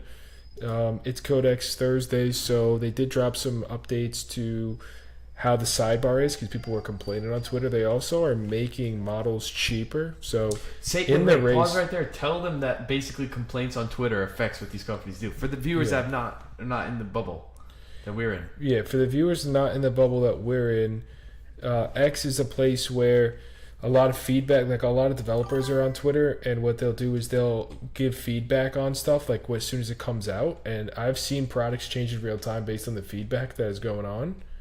And so one of the things is, and this is not so much from just feedback, but one of the things OpenAI is trying to do in the race right now is they're trying to make their models as cheap and accessible as possible because of the fact that, you know, people are complaining about cost, both on, they already have the most generous, in my opinion, stuff as far as subscriptions go. What? I'm sorry, it keeps saying about the boy band thing, and I think it's coming from just it's analyzing my freaking haircut. You think so? I think so. It said my haircut is ambitious. This haircut's ambitious, he's saying. That is crazy that it would be able to see that and just interpret that. I'm like, I just keep telling him keep going. What was the Asian message? He said transition. You three are talking AI like a board meeting. Well, now he's gonna roast you guys in Italian. What was the Asian? Oh, he's doing different languages. Sorry, bro. I didn't mean to cut you there. It's okay. I just I told Nico to get in here and defend us. Yeah. So, long story short, they're making everything as cheap as possible. So 5.6 Luna now is cheaper than Gemini Flash and every Chinese model on this chart. Wow. It's 20 cents per million input tokens, which is just ridiculously cheap. Wow. So you guys can see the Twitter part of the stream as well? Yeah, they can. It's like nice. it's like a quad screen. This is cool, guys. We're learning. Oh, you know yeah. how to So edit. there's too much political stuff now because of what's going on in Spain. So I'm gonna take that off here for you guys here. Was that PBD? Not interesting? Yeah, this is what's going on. What is this? Dude, you didn't see this? No, I haven't been on Twitter today. What is this? What did you say? Basically, these are immigrants. coming in from Morocco. They got like released in. Yeah, this is Spain right now. This is real? This is real, yeah. I thought they were going into the water. They're coming out of the water? No, they're all going on land, but they're just like taking the side route. Like Wait, I along don't the beach. understand. Are they going into the water or they came on a boat? Like, what is this? They're like basically like running up the flank almost. They're like, imagine you could see United States is like kind of isolated, but let's say Florida was cut in half into two countries. They're yeah, just but like Morocco breaking up the doesn't touch beaches. Spain, so Look, I don't know where they're coming from, but the They must be- Moroccan border with Spain, yeah, it does touch. footage from the Morocco. Yeah, there's a sea between them. I don't A think. small one. There's a small sea. But if we were to pull up a map, yeah, you sending bits? Someone sending bits? I don't know. Chat says the Sending bits. bits. You know the bits? Do you know Twitch, Alex? Where there's Yeah, like you like, could send yeah. bits. Yeah, bits is like a way to donate or something, I think. Yeah, it's like the currency. It's like the V-Bucks of Twitch is bits, Yeah. and they're really affordable. Like you can like Yo, send. Oh shit! I Nico didn't know this. replied to Sasha about the hair. What did he say? What was the comeback? This is founder grade grooming. What the is going on? I don't know. These guys are out of control. We do need more skills. Wow.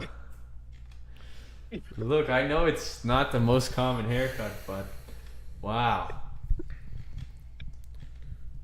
Yeah, so I don't know. Did you tell Alex? Did you hear about the controller thing we've been doing, dude? Were you on the stream for that, Alex? No. Dude, take it away. Talked about Joy-Con. Yeah, we used the controller. We connected it to the Mac. So we can Xbox. use that instead of a mouse. To talk to Codex Xbox controller, and I thought about the mini what was it called? The mini controller thing, what we missed out on. What was it called? The Codex Mini what?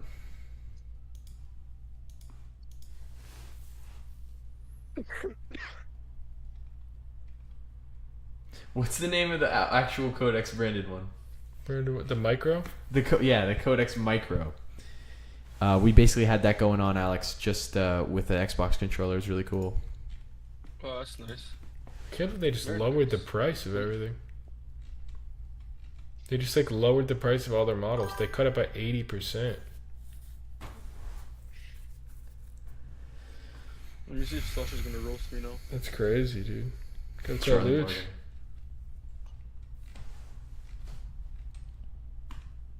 So did you ever look at Rabbit R1, Alex? No. It was like I would argue probably the first AI hardware people. They just don't have like people like just they're basically their hypothesis was that people would really want to speak to an AI chatbot outside of their phone. So it looks like a little Pokédex almost. It's like you'd really like it, bro. Do you know Teenage Engineering, Alex? No, let me look into it. Dude, so the Rabbit R1 is a piece of hardware that I think you would find really interesting. It has an on-device camera and microphones and a screen, and it was basically they tried to pull out, AI chatting to its own device. It failed. Then they came back, started updating it. People were putting OpenClaws on their Rabbit R1s, which I thought was really interesting. And I'm interested in it because I've always wanted like a piece of. I'm really into hardware, and I know you are too, bro. And I love Teenage Engineering. Their website is cool. Yeah, they did a collab with Teenage Engineering, which is they do design for other groups, but they make like music, some really interesting music equipment, but they will lend their design prowess out to other companies. And Rabbit R1 was one of the first ones of those collabs. But they've also made a gaming device that I've been interested in for a long time. Don't own it, but I've looked at it online, called the Playdate, and they have like a very like chunky, expressive colors type of design across all of Teenage Engineering. And the Rabbit R1 got a lot of hate because people were very simply saying, this thing is not as fast as ChatGPT on my phone. Why would I ever use it?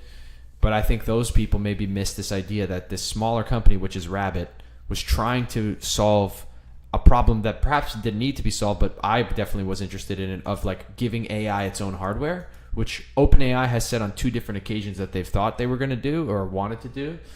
And the Codex Micro, I think, was a big move in that direction. But the Rabbit R1 came out many years ago, and it's been shelved by a lot of people, and then they started to put OpenClaws on them, and the team is still working on it, the Rabbit R1. How is it different than the Raspberry? Is it Raspberry, whatever? No, it's all their proprietary stuff. It's not like open source where you can get in and start modding it in the same way. At least I don't think so. And you run Rabbit's models. It's not it's not AI agnostic. This is early. This is a few years ago that it first came out. But it to me it looks like a little Pokédex, and it has a camera, and people got it and they didn't like it. There's a small enthusiast group that still loves it, and I still check on their YouTube sometimes. But they got a ton of hate, but then they came back. They're saying, hey, we're working on a Rabbit. We're making the R1 better with updates. I don't know. But there's another thing that I wanted you to look at too. Can you just look Can we at... talk about the news that I'm just reading right here for a second? It's not really tech related, but I can't believe this. What is it? So You got to read it because some people are just listening. Okay, well, basically, UEFA, so this is not tech related at all, but this is a passion of me and Valtino's. We got really into the World Cup this year. UEFA just put something out, basically doing a little bit of an expose that FIFA, behind everyone's back, lined up a deal and got all the way to the point about it being approved to sell part of FIFA to a private group of investors, right? And so how it worked is that they need to get a vote for, there's like 211 European teams, I guess. Damn, where'd that just go? There's 211 European teams, I guess. Wow, that just got deleted. Thank God I had that on the stream because that thing's gone now from the screen.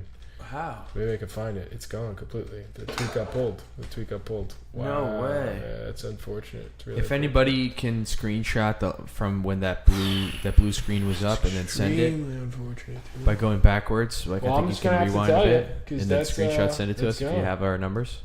It's absolutely gone now, Alex. I'm gonna go back to full screen. This is our highest viewer count though. All right. Well, we don't have to get into the I'm very deep happy stuff about then. that. No, read it. Long It's story part of short, the the show. tweet's gone. I can't read it, so I'm just going to tell you what happened. But perhaps someone had screenshotted it, like I said they would. Perhaps, but here's what ended up happening. FIFA tried to sell, and the people of the UEFA, which is the European teams, basically all of the 211 different teams, different countries that participate in FIFA, they were going to do a vote. And the way they were going to bribe them, they were going to sell FIFA, a piece of FIFA for $4.2 billion. And the way that they were bribing them was that they did 211 teams. Each country, basically, each like national team club gets $20 million, right? Which equals out to $4.2 billion. And so they're like, all right, a lot of these teams are going to need the money, so they're going to take the money.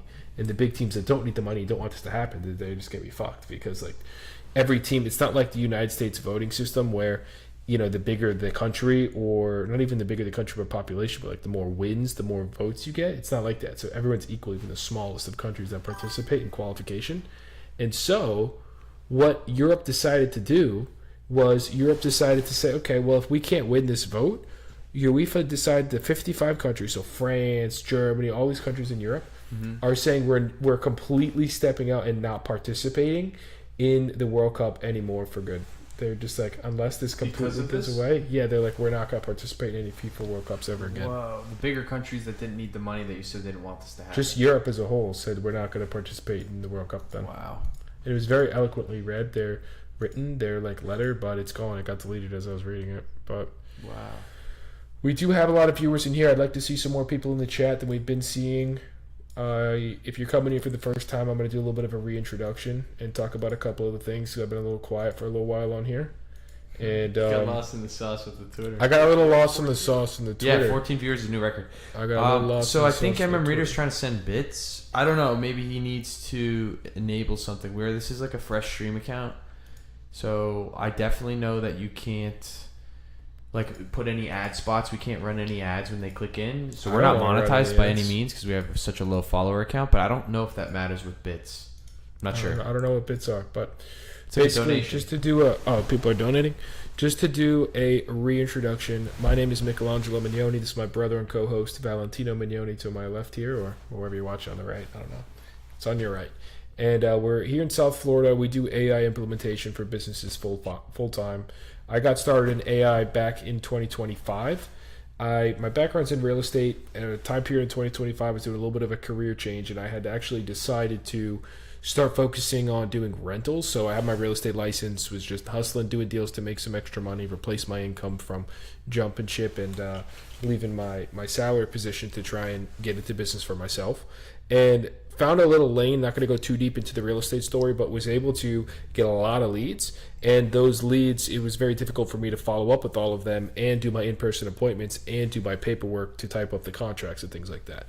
So my first real experience of using Agentic AI, if you want to consider that, basically just AI outside of a chatbot, AI outside of going to chatgpt.com and asking it questions, was implementing it into my real estate company to use AI to respond to my leads via iMessage when they would reach out.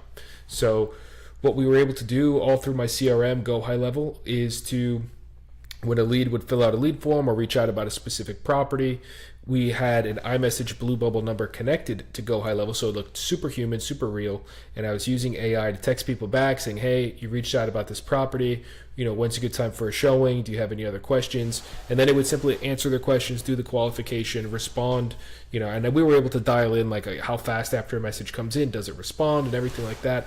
And then it was just booking appointments on my calendar. So that was really the huge light bulb moment for me. I was like, this is incredible. I'm pulling up to showings. I'm meeting clients for properties that I never even spoke to once and making money doing the deals. And before I was hiring virtual assistants to do that lead follow-up, but I was able to replace them with AI.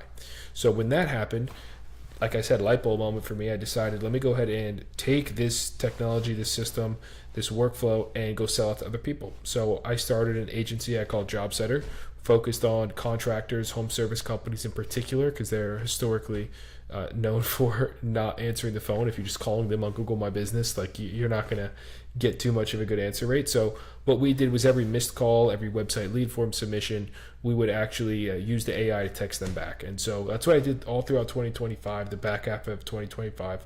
Then I realized the need for AI to do more for the clients than just respond to their leads, because we were filling calendars, booking appointments, but when the sales guys, the people on my clients' teams actually went out into the field, they weren't coming back and updating the CRM. So my line of thinking was, well, if the leads can text an AI over iMessage, that's super low friction. And if it's connected and can go update the calendar, it can actually take action.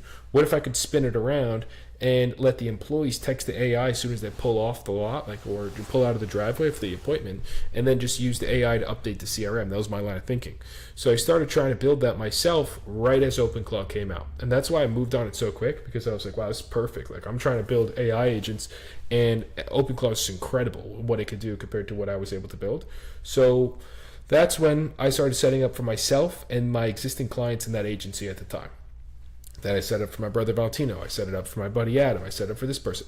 And after doing it 4 or 5 times, like on a local level or in my network, or like with people I already knew, existing clients, I got around the learning curve with OpenClaw. So I started to run some ads. I was like, wow, this is going super viral. Let me go ahead and start to market this on a local level. Put on a suit, called Valentino. It's like, yo, let's record some ads. And went to a local landmark, filmed some ads saying, hey, OpenClaw is going super viral right now. I'm sure you're reading about it, hearing about it, seeing about it everywhere. If you want to know what's going on with this, you want to know how this works, you want this set up for your business, you want help with this, go ahead and give me a call, click the link below, drop your info, something simple like that. And that just took off from any local level. So from then till now, it's been probably 4 or 5 months, and I've helped over 75 business owners directly set up OpenClaw, build agents, customize those agents, and connect it to different tools in their business that could take action for them. So I've built far more agents than that, because in some people's companies, as of lately, with the progression into ChatGPT work and Codex, like I the other day did a little private Zoom webinar with a client's company where we had 14 people on, and they were step by step, almost like another event like we used to do for OpenClaw, where I met Alex, who was just on the screen. We had 14 people on, and step by step, one by one, we were setting up their ChatGPT work, connecting it to their plugins, and I was teaching them how to build custom skills, use record and replay, set things on automation. So the amount of like actual agents I've done is well over 150 from the last time I counted, of like actual individual people, but we're over 65, 75 businesses. So we've learned a tremendous amount. As far as product lines that we're experts in, I would put OpenClaw at the top. I've spent the most amount of time with that product, and I feel like that is the most capable AI agent harness on the market, but also the most complex.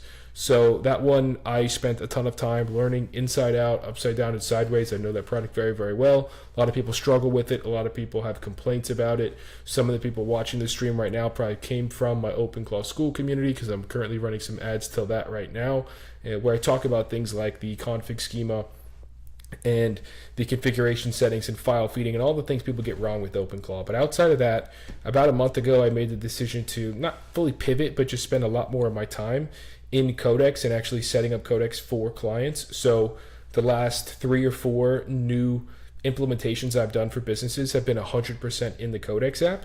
And during that process, it merged with ChatGPT Work, which just accelerated everything. So I would put in the list of products that we're experts in is OpenClaw number 1, and then Codex number 2, which is now basically the ChatGPT Work app. So if you are watching the stream, you're watching this recording, you are local here in South Florida, or if you're anywhere around the country, like that private, webinar I did with 14 people that we set up ChatGPT Work for the other day, that was remote. That was on Zoom for a client that's in North Carolina that I actually flew out and did it in person with, but we are deciding to do some more on a remote basis, like I said, through Zooms like that. Reach out to us. You can find us online at Agentic Accelerator. You can find us on social media. We're starting to focus more on distribution, posting on YouTube, and we're going to be doing these live streams twice a week. So this week, Tuesday and today, was the first times doing this. Starting next week, we'll have more of a script, more of a plan, I'm gonna have some slides ready with some recent AI news. I want to get more people engaged in the chat so I can answer more of their questions. One of my clients gave me a great idea, I didn't even tell you about this, Valtino, of taking questions throughout the week that then we can pull up on screen, answer, record, and do live. Mm-hmm. But if they can't make it live, then they know they could just go watch it back on YouTube or watch it back on Twitter.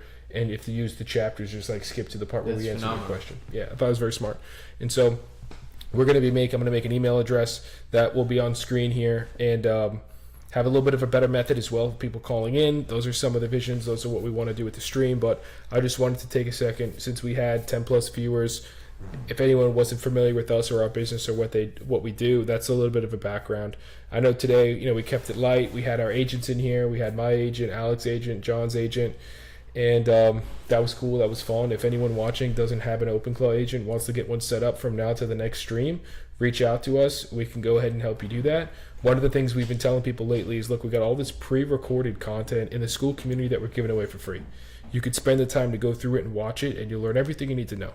But if you want to accelerate the process, you want to shortcut the process, you could just give us a call, pay us for our time, and we'll go ahead and set things up for you, troubleshoot stuff for you, solve your problems, fix what's going wrong, or just help you take things to the next level. Because like I said, working with so many businesses hands-on, doing the implementation, like literally over the shoulder, clicking the buttons, doing it for them, we have built some incredible things, some real true agentic workflows, not just pretty demos online, but actually taking departments where certain things are being run by humans, and my clients tell me, look, I got these virtual assistants, I want to scale the company, I don't want to hire more virtual assistants, they're kind of a pain to manage. Can we use agents, AI agents, to actually take that over and get that done? And we have just automated full departments, full workflows with true agentic AI workflows. So we have the experience, we have the know-how, we've learned a tremendous amount doing this for so many people, and this is obviously a space that's in incredible amount of demand. Everyone seems to want to get into it, everyone seems to want to do it. So if you're green to the space, if you're brand new, you keep hearing people talk about it, you don't have a trusted guy, you don't have a trusted consultant or someone in your corner you can lean to, we'd love to be those guys for you. On top of that, we have people in our circle and our network that we can refer you to, or can have you be a part of a community with us.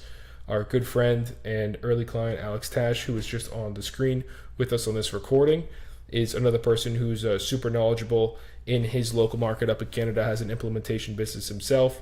So it's really a community and a network of guys that you can join and be around. And so I just hope that you stick around, keep consuming the content, keep joining the live streams, keep engaging, and let us know how we can add value to you. I understand that we got maybe 3 people in the chat and 4 times that amount of people watching. I urge you, make a Twitch account, use a burner email if you have to, get on YouTube Live. Just drop a comment, let us know what you want to see from us, or how you want to engage. And if you'd rather just submit stuff over the week on school or over email or text and have us read it live, that's fine too. So thank you all for watching. I appreciate your time. I'm not necessarily cutting it off here. That's just my rant for the night. I think that was wonderful. I was very impressed with that. Let's go. Yeah, I was very happy. I'm happy you did that too, because Thanks. you know, someone pops in at any time, they don't really know what we are, what we're about. Thank you, Great John. leadership, worth the investment. Thank you, Great John. I testimony from appreciate the John. kind words. Thanks. John has been a longtime member of our school community and has been on our bi-weekly mastermind calls since the very beginning. Yep. Shouts out to John. Thank you for that testimony, man. I really appreciate that. Yeah, so I am enjoying the show. I'm enjoying the back and forth dynamic. This was to tell some of the other people at home, you know, this was my brother's vision from the jump. Episode 1, if you were here, is a little different. The AI Messiah. Whoa, listen, I'm a Catholic. It's a big M word, but I love that. Thank you, Alex. I appreciate that. Thanks, Tej. You know, this is my brother's vision from the beginning. If you guys were here last episode. Glad someone else didn't know what they were doing. I had to come back and hand it to you. Yeah, I didn't know if you wanted me to tell that story, but It's a good I'll story. mention it quickly. So I was running those ads I just mentioned on a local level, but also on a national level. So John is up north in Chicago and reached out. We had a conversation. I told him about OpenClaw, answered all of his questions, wanted to go ahead and set it up for him, and made him an offer at the current price I was charging, and just didn't hear from him. And I didn't take it personally. I mean, that's sales, you know. If it's not the right fit, it's not the right fit. And I had a lot of leads at the time, so I wasn't heartbroken. But obviously, we had each other's contact, and he went out and hired someone else. And I got a call from him saying, "Hey, don't be mad." I'm like, "John, I'm not gonna be mad." He's like, I hired someone else to set this up for me, but they didn't really do the best job. It's kind of fucked up. Can you just take a look at it?" And I was like, "Absolutely." Like, I mean, there's no hard feelings that you didn't hire me to build it. It's completely fine. I'll take a look at it. I told him, you know, how many I had done since we spoke, and that I was confident I could help fix it. And so that's really was the start of the school mastermind group. I said, look, I have this idea for a new offer where for people who already have OpenClaw set up but just need some troubleshooting help, want to learn, you know, ways they can maximize it, they can join the community, and I can just work with them ongoing through mastermind calls. So he was actually the first member. He hopped in there. I took a look at it, and it was able to fix the agent, I believe, within the first night in a couple of hours. It was set up a little bit messy because it was on hosting or on a VPS without a graphical interface for us to be able to look at anything, and everything was set up through the terminal, which for longtime developers is a fine way to go about it. But I always said to my clients that I don't necessarily recommend that, because like in that case, when your guy set that up for you, John, and he hands it over to you, you don't really know how to fix it, how to work with it, how to do anything, because it's all terminal. And the other thing I've realized as to why so many people online recommend hosting, I told Valtino this the other day, dude, they are pumping crazy referrals to these content creators. So all these YouTubers and influencers are saying, oh, you want to go ahead and set up OpenClaw. Best way to do it is on hosting or on a VPS. Why do you think they're doing that, dude? They're getting commission. They're getting referral. They're taking home cold, hard cash via commission. And it's not really the best thing to tell the client, because it's not really their best interest in mind. But long story short, since that day, we have spent a lot of time together on optimizing Aristotle, who was in here, who performed the best out of me, Alex, and John's agents. He got in here right away. It's true, and John has since moved his agent from there onto a physical Mac Mini, where he has iMessage set up as a channel. And, you know, he told me so many cool things where he's been having his friends or coworkers or people he wants to show his agent to text his agent in iMessage. Like, he'll just be like, yo, you can talk to this guy for 2 weeks. And it's a really, really cool experience. And yeah, I love John. Amazing. I love Alex. Love all the members of the group. Appreciate everything that they've. Thank you guys so much for the kind words and yes, the testimony for, you know, people who may be meeting us for the first time via the stream. Alex, you've been a recurring guest, and thank you. For sure, I think the most important thing that I've witnessed, because I've done a lot of like mentorship and classes, courses, and met people online could help, is the genuine help that I've gotten from you guys is unmatched. Like, to be honest, like, it feels like we've obviously grown a friendship with this, but in this market right now with AI and social media, there is so much snake oil salesman, there is so much crap that doesn't even work. Anything to get someone to buy into some crap course or whatever, they'll do it. Like, they'll sell their souls to really do really bad work online. And it's very I like to tell people it's very deceiving, and it's hard for people to realize what's true or what's not true, because sometimes these things don't work the way they're being advertised. So anyways, I feel like this is the most honest and informative course and friendship and mentorship I was able to find out of this, you know. Thank you, Alex. Thank you, man. Appreciate That's that so kind. tremendously.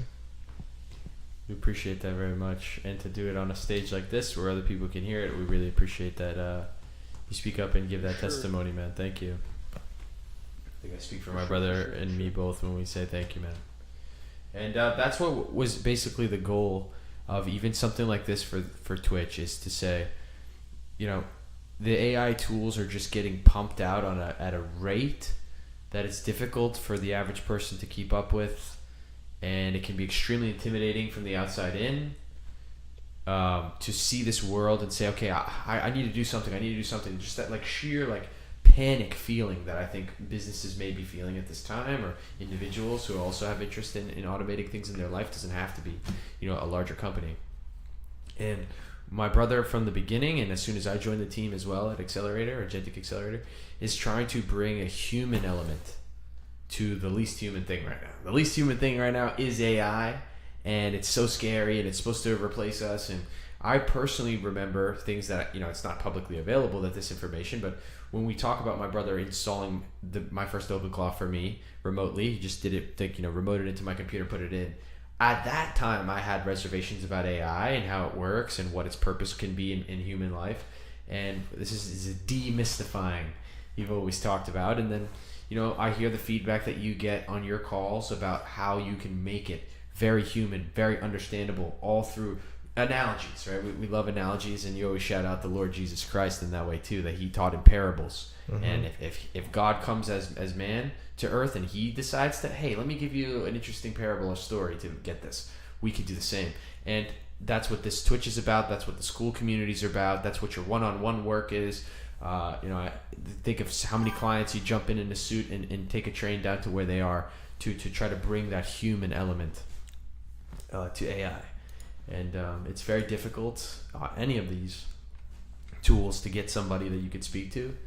And that's what we've been doing. Mm-hmm. Yeah, this is we're so early, guys. It's crazy how wild it is. Yeah. Yeah. I have many a story to tell where, I'm doing OpenClaw Thank you, all day, every day, all day. That's all I got going on. And you still bump into people who don't know what that word means. Yeah. Yeah, It's I true. was with a client of mine who owns a grocery store chain like in Quebec, and some of their people, like, they haven't used ChatGPT. They don't understand It's this crazy. concept of asking a question to like asking a question and having it reply to you in a But they're text, not you know? they're not hitting like Google Gemini on Google search. They're hitting Google Gemini, but they kind of read it as if it's those, like, those drop down menus that Google has, like when it's like AI drop-down overview. opens.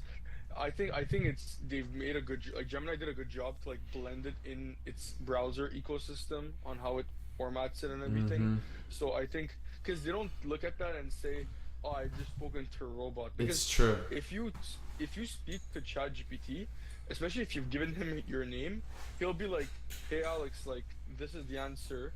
Okay, do you want anything else, Alex?"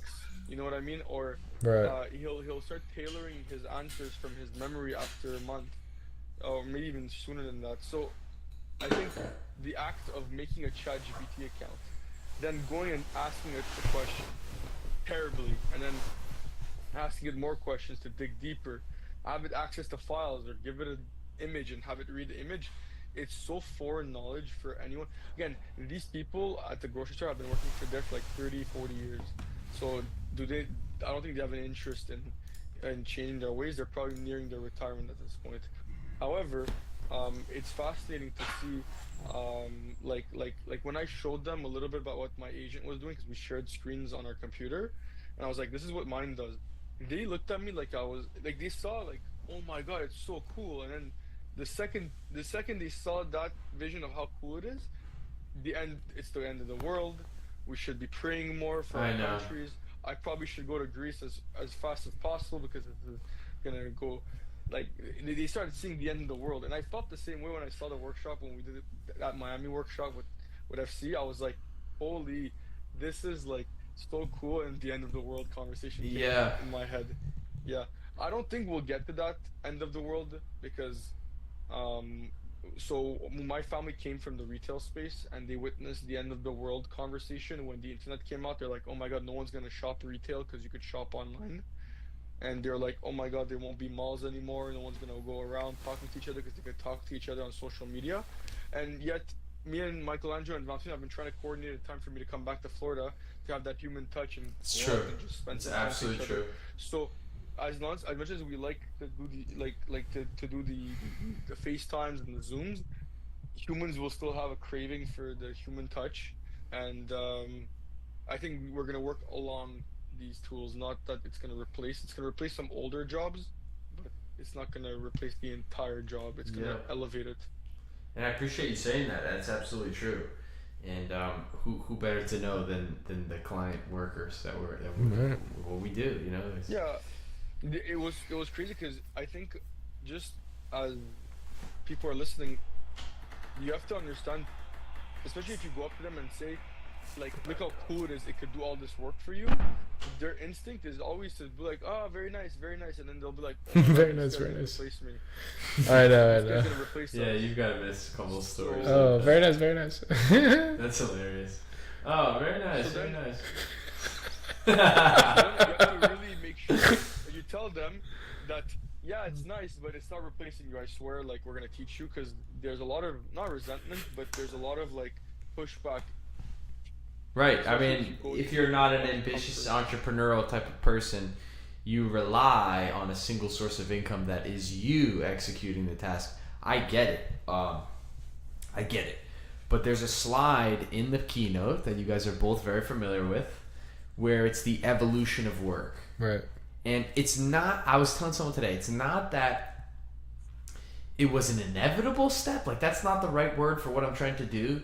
But when you have the slides, I don't know if you want to pull it up, but maybe some of our viewers have gotten that keynote from you already. But it's like, you had originally, I'll there pull was it people up with for a paper and pen, and everything was printed.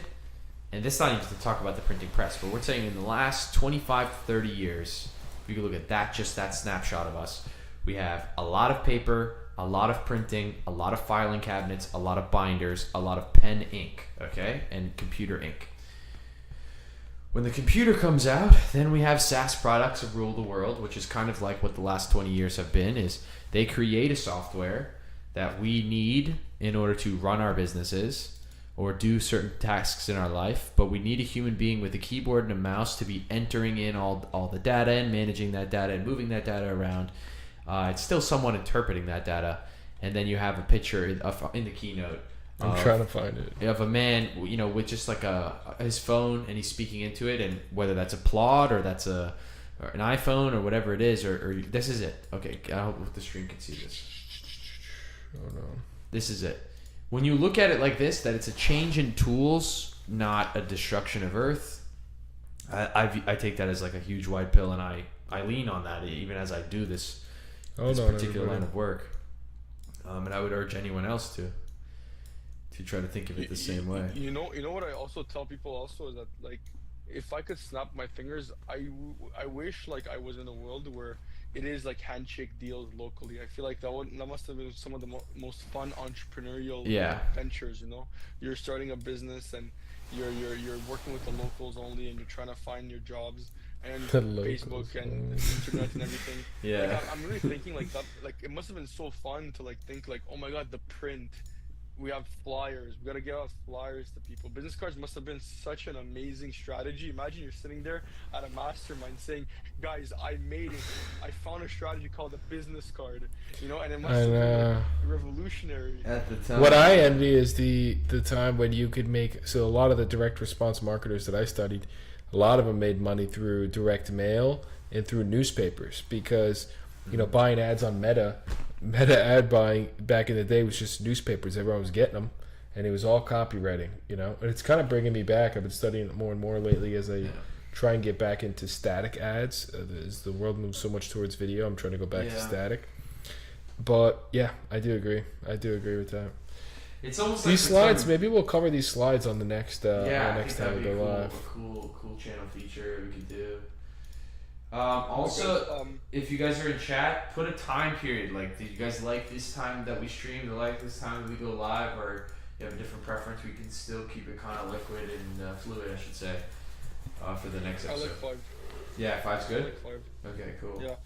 The one thing that I would say is if there's this is, you guys are iterating this stream and it's going nice, but is there a way to actually like use my webcam inside of the software that's doing the stream, so it's like better quality, so you guys could organize the screens better, or just like a little? Yeah, I was thinking about that. I think There must be. there's got to be a way for us to do a source directly to the Zoom, so it's not like this where I can't see the chat. Because part of the reason I keep going back to just me and him is I can't see the stream. I can't see the chats. Like, here's the chat. I mean, we could. So when I used to stream, Alex, there was a method that I really swore by, which was to have a dual monitor setup. Okay. And I would keep Streamlabs, which is the hosting platform that we are sending our video to, that sends it to both YouTube and Twitch. And then that's where we're reading chat right now. I would keep that on a separate monitor, typically like vertical orientation, I thought was best at the time. And I was really bullish on that. I mean, there's a lot more moving elements because we're not at a desktop. And that's like kind of like what we're learning on the fly is how to best operate this. But we don't have a producer right now, so it's like you see us we'll on get it camera. dialed in. We'll get something worked out. We're gonna with get you. something going, but I definitely think that's a fantastic idea to try to port in your webcam as one of the sources in our scenes of Streamlabs here. Our scene editor is the term, I think. And then this way, it's That's like, there must be. So we're getting better and better, and I think that's just a good idea. Thank you for bringing that up, because switching to the screen share, I mean, yeah, and it's also because there's just two camera views trying to do Zoom, right? If you're at a desktop and it's just one camera for stream and the Zoom, that's what I used to do, bro, a couple years ago when I was on Twitch more often. I would just show my whole screen, just share my whole screen. I think I did what I wanted to do here, which was add the Zoom as a source, so I don't have to screen share it. I think I just Wow, I should have did this a while back. Look at this. Can you see, Alex, what we're doing? Yeah. Wow. Holy. That's This is So much exactly better. it. I think this So is much exactly better because it. I could still see all the stream controls. All right, look, we're definitely gonna get this dialed in. We have a lot to improve. I appreciate all the early viewers. I want to start advertising the show. I want to The start having feedback, topics yeah, on thank the you for the show. I want to feedback. have a lot more that we could do. Wait, where'd he go? Did you switch the So scenes? Valentino, Go back to put me on Valentino's lap. Yeah, we could just edit you in. Yeah. But This is funny, you could man. even have like not filters, but like templates. You know how people like Of they course. make like you could click a button and it like puts the cameras in a certain format and it puts the chat on the side. And Yeah. You're seeing us do all that live, which is, I think, like a big no-no in the stream. I think that's a no-no in the streaming world. But you yeah, know, what are you gonna do? that's, I think, shows to at least my brother's personality type that we'll just make it up in the air as we go. I mean, To be honest, this is exactly why it's appealing to always get help and also help and get help from people who are smaller creators and smaller people, because they always will have the most genuine, honest help. Yeah. And I feel like being part of this journey with you guys has been like more fulfilling, knowing that we're so young in this entire AI space, so it's cool. But guys, thank you. I gotta go and catch dinner. This was Same here. incredible. Yeah, and we have fun. our uptime is 2 hours. We did a good show. Thank you. For everything. Thanks for guys. spending the time on camera with us, Alex. Appreciate it We very always much, love that man. you're willing to No hop in. problem. Of course. And hopefully we'll have some other people. Maybe John could get on next time. Till next time, yeah, we can get some. Yeah, but it was cool with the agents, man. The That was agents, really man. We cool got to get them in moment. here every That was time. very cool. We got to get the agents That's in it. here each and every time, huh? It's a cool demo too. Say, look, you guys want Open Claw? Look what ours are doing right now. Yeah, they are. All right. Well, good night, everybody. Yeah, MM have a Reader good said night. great We're gonna show. sign God off. bless Thank everyone. you. Thank you, Reader MM said Reader. great show. Yes, God bless, dude. God Jesus bless. Christ is God. Let's see you guys next time. All right, everyone. Have an amazing evening, guys. Take it easy. All right.